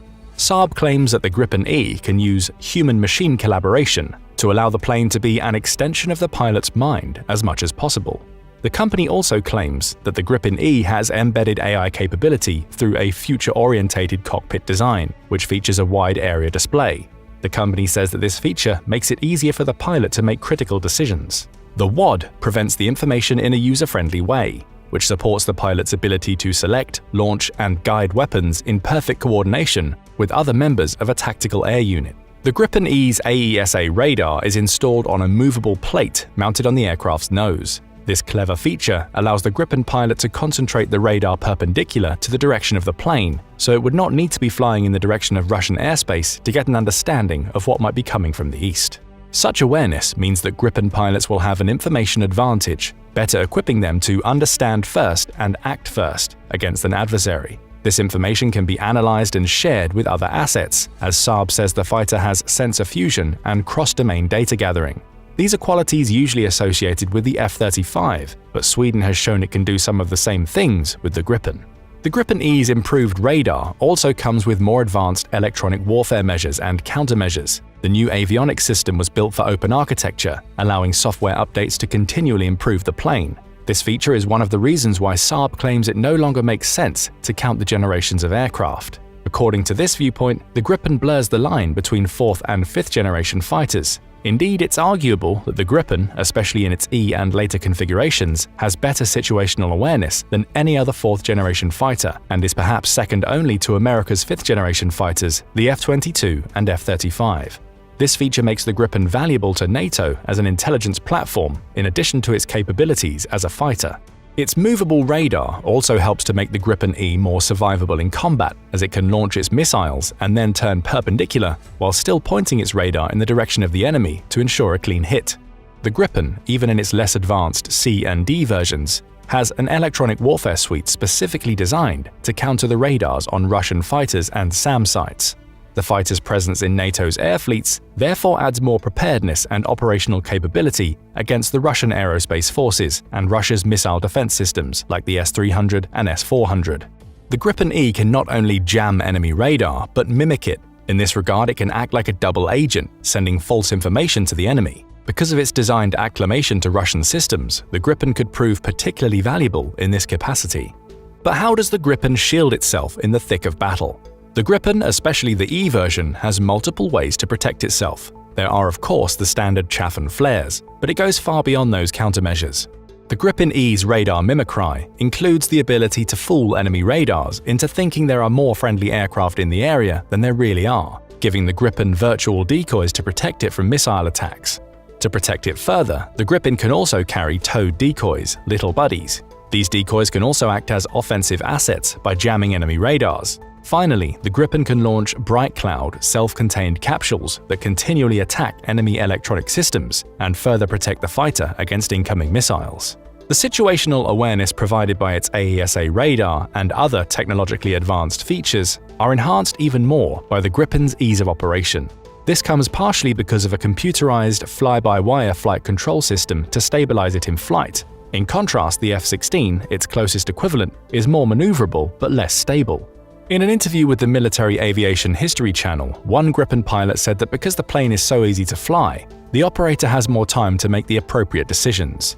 Naturally, there are many items that demand a pilot's attention, so the less time the pilot needs to spend on operating the plane itself, the more time the pilot will have to analyze the situation and make these decisions. The Swedish pilot explained that when flying at altitude, the Gripen can be controlled with pedals beneath the feet. This feature frees the pilot's hands to pay attention to other matters. The Gripen can fly with ease at low altitudes. Pilots are allowed down to a range of 100 feet before they are considered to be flying tactically. The pilot also explained that the information on the screen display can be fed into the helmet, allowing the operator to lock onto targets by looking at them rather than looking down at the screen. This allows the Gripen pilot to engage multiple targets on a rapid basis. 4 targets at different locations can be engaged simultaneously in this way, with 10 priority targets tracked, but the Gripen's sensors can track many more total targets than this. The Gripen is not a stealth fighter, but because it uses composite materials through much of its airframe and has a delta wing design, it has a smaller radar cross-section than other 4th-generation fighters like the F-16. Some reports suggest that it has a radar cross-section of about 1.5 square meters, which is truthfully not much more than the upper estimates of the supposedly 5th-generation Russian Su-57 Felon. As one can guess from its payload, the Gripen has long been compliant with NATO standards, meaning that it has easy interoperability with the alliance's munitions, communications, and data networks. Saab is also in the process of adapting the Gripen-E into Gripen Maritime, a carrier-based variant. Such a capability gives the first hint of the overall impact this fighter has on the NATO alliance. It will increase Russia's disadvantage even further in the Baltic. Sweden has no aircraft carriers in its navy, but now that it's in NATO, Gripen Maritime may soon be capable of landing on the carriers in the fleets of allied navies. Because of the Gripen's speed and light weight, by comparison the F-35 has an empty weight of about 13 tons compared to the Gripen's weight of 7, it's an ideal fighter for quick reaction and dispersed missions, the latter of which has not been emphasized as much in NATO since the end of the Cold War, according to the Military Aviation History Channel. The Gripen has other advantages. It was designed to be cost-effective. While the Gripen-E is expensive, at about $85 million per plane, the earlier C and D variants, which still make up the bulk of the world's supply, are significantly cheaper at about $30 million a pop, and even the E price is modest compared to other cutting-edge modern fighters. For example, various sources estimate France's Dassault Rafale to cost between $100 and $120 million each, and the cost of a Eurofighter Typhoon is about $125 million. The F-15EX, which is expected to be operational in the summer of this year, costs around $93.5 million each. Aside from the unit cost, the Gripen is cheap to operate. A study from Janes in 2012 estimated that the Swedish fighter cost about $4,700 per flight hour in that year's dollars to operate. Its closest competitor was the F-16 Block 4050, which cost about $7,000 per flight hour. In contrast, the Rafale came in at about $16,500 per flight hour and the Typhoon at $18,000. The low cost is one of the reasons why some Western analysts suggested sending the Gripen to Ukraine as well as the F-16. The Gripen comes with other benefits that could prove useful to the Ukrainian war effort and previews what it brings to NATO. Because the Gripen was designed to suit Swedish needs, it was built to operate in rugged conditions. These include a cold climate, tough bases, and being able to perform its mission with limited maintenance. A November 2022 report by Britain's Royal United Service Institute suggested that the Gripen was by far the best candidate for a Western fighter to send to Ukraine, over and above the F-16s that have gotten so many headlines. Of the currently available Western fighter aircraft that could possibly be supplied, the Swedish Saab Gripen CD offers by far the most suitable candidate in terms of operational requirements. It was designed from the outset for ease of maintenance and can be refueled, rearmed, and given basic maintenance by teams of just 6 ground crew using 2 vehicles on small airbases or highways in cold weather. Moreover, only one of each crew needs to be a highly trained maintainer, the rest can be conscripts or even troops. One of the things RUSI is referring to is the Gripen's onboard digital self-diagnostic system, which makes it easier for less experienced crews to maintain it in remote bases that do not have much infrastructure. RUSI also noted that American fighters like the F-16 need long, high-quality runways and much more extensive hangars and ground support to take off and operate. This infrastructure is naturally vulnerable to Russian missile and drone attacks. The Gripen, on the other hand, was designed to operate with shorter, more rugged and more dispersed runways, making them more difficult for Russian missiles and drones to target. These are some of the dispersed operations that NATO had neglected since the end of the Cold War, when the Russian nuclear threat seemed to ebb into the background. Because of the Gripen's skid-resistant landing gears and its ability to use its canards as an air brake by tilting them, it can land on runways only 600 meters long, or even on highways. This would give the Ukrainians many more options to fly the Gripen in comparison to the F-16, which will need more extensive crews to maintain and air bases that require heavy defending. Unfortunately for the Ukrainians, there have been far fewer Gripens built in comparison to the F-16, a few hundred as compared to thousands. As such, NATO countries are not in a good position to donate these planes to Ukraine. Even so, some momentum has recently developed for sending these aircraft to the Ukrainian Air Force. Ukrainian pilots have tested the Gripen, and Stockholm has made some hints about sending Gripen C and D aircraft to Ukraine. There had been delays during Sweden's complicated bid to join NATO, but now that this process has been completed, the possibility has been reopened. While Sweden has not made a decision on sending the Gripens to Ukraine, Saab said at the end of February that if it should get approval from Stockholm, it will be able to transfer the fighters fairly rapidly and is preparing to do so. Michael Fransson, the chief marketing officer of Saab, said, "There remains a big push coming from inside and outside of Sweden for us to send the Gripen to Ukraine, and we stand ready to provide these should a decision be reached by the government on this." The Gripen has never entered combat with an enemy plane, but a little-known exercise from November 2015 leaves a more direct clue about its potency against Russian fighter aircraft in particular.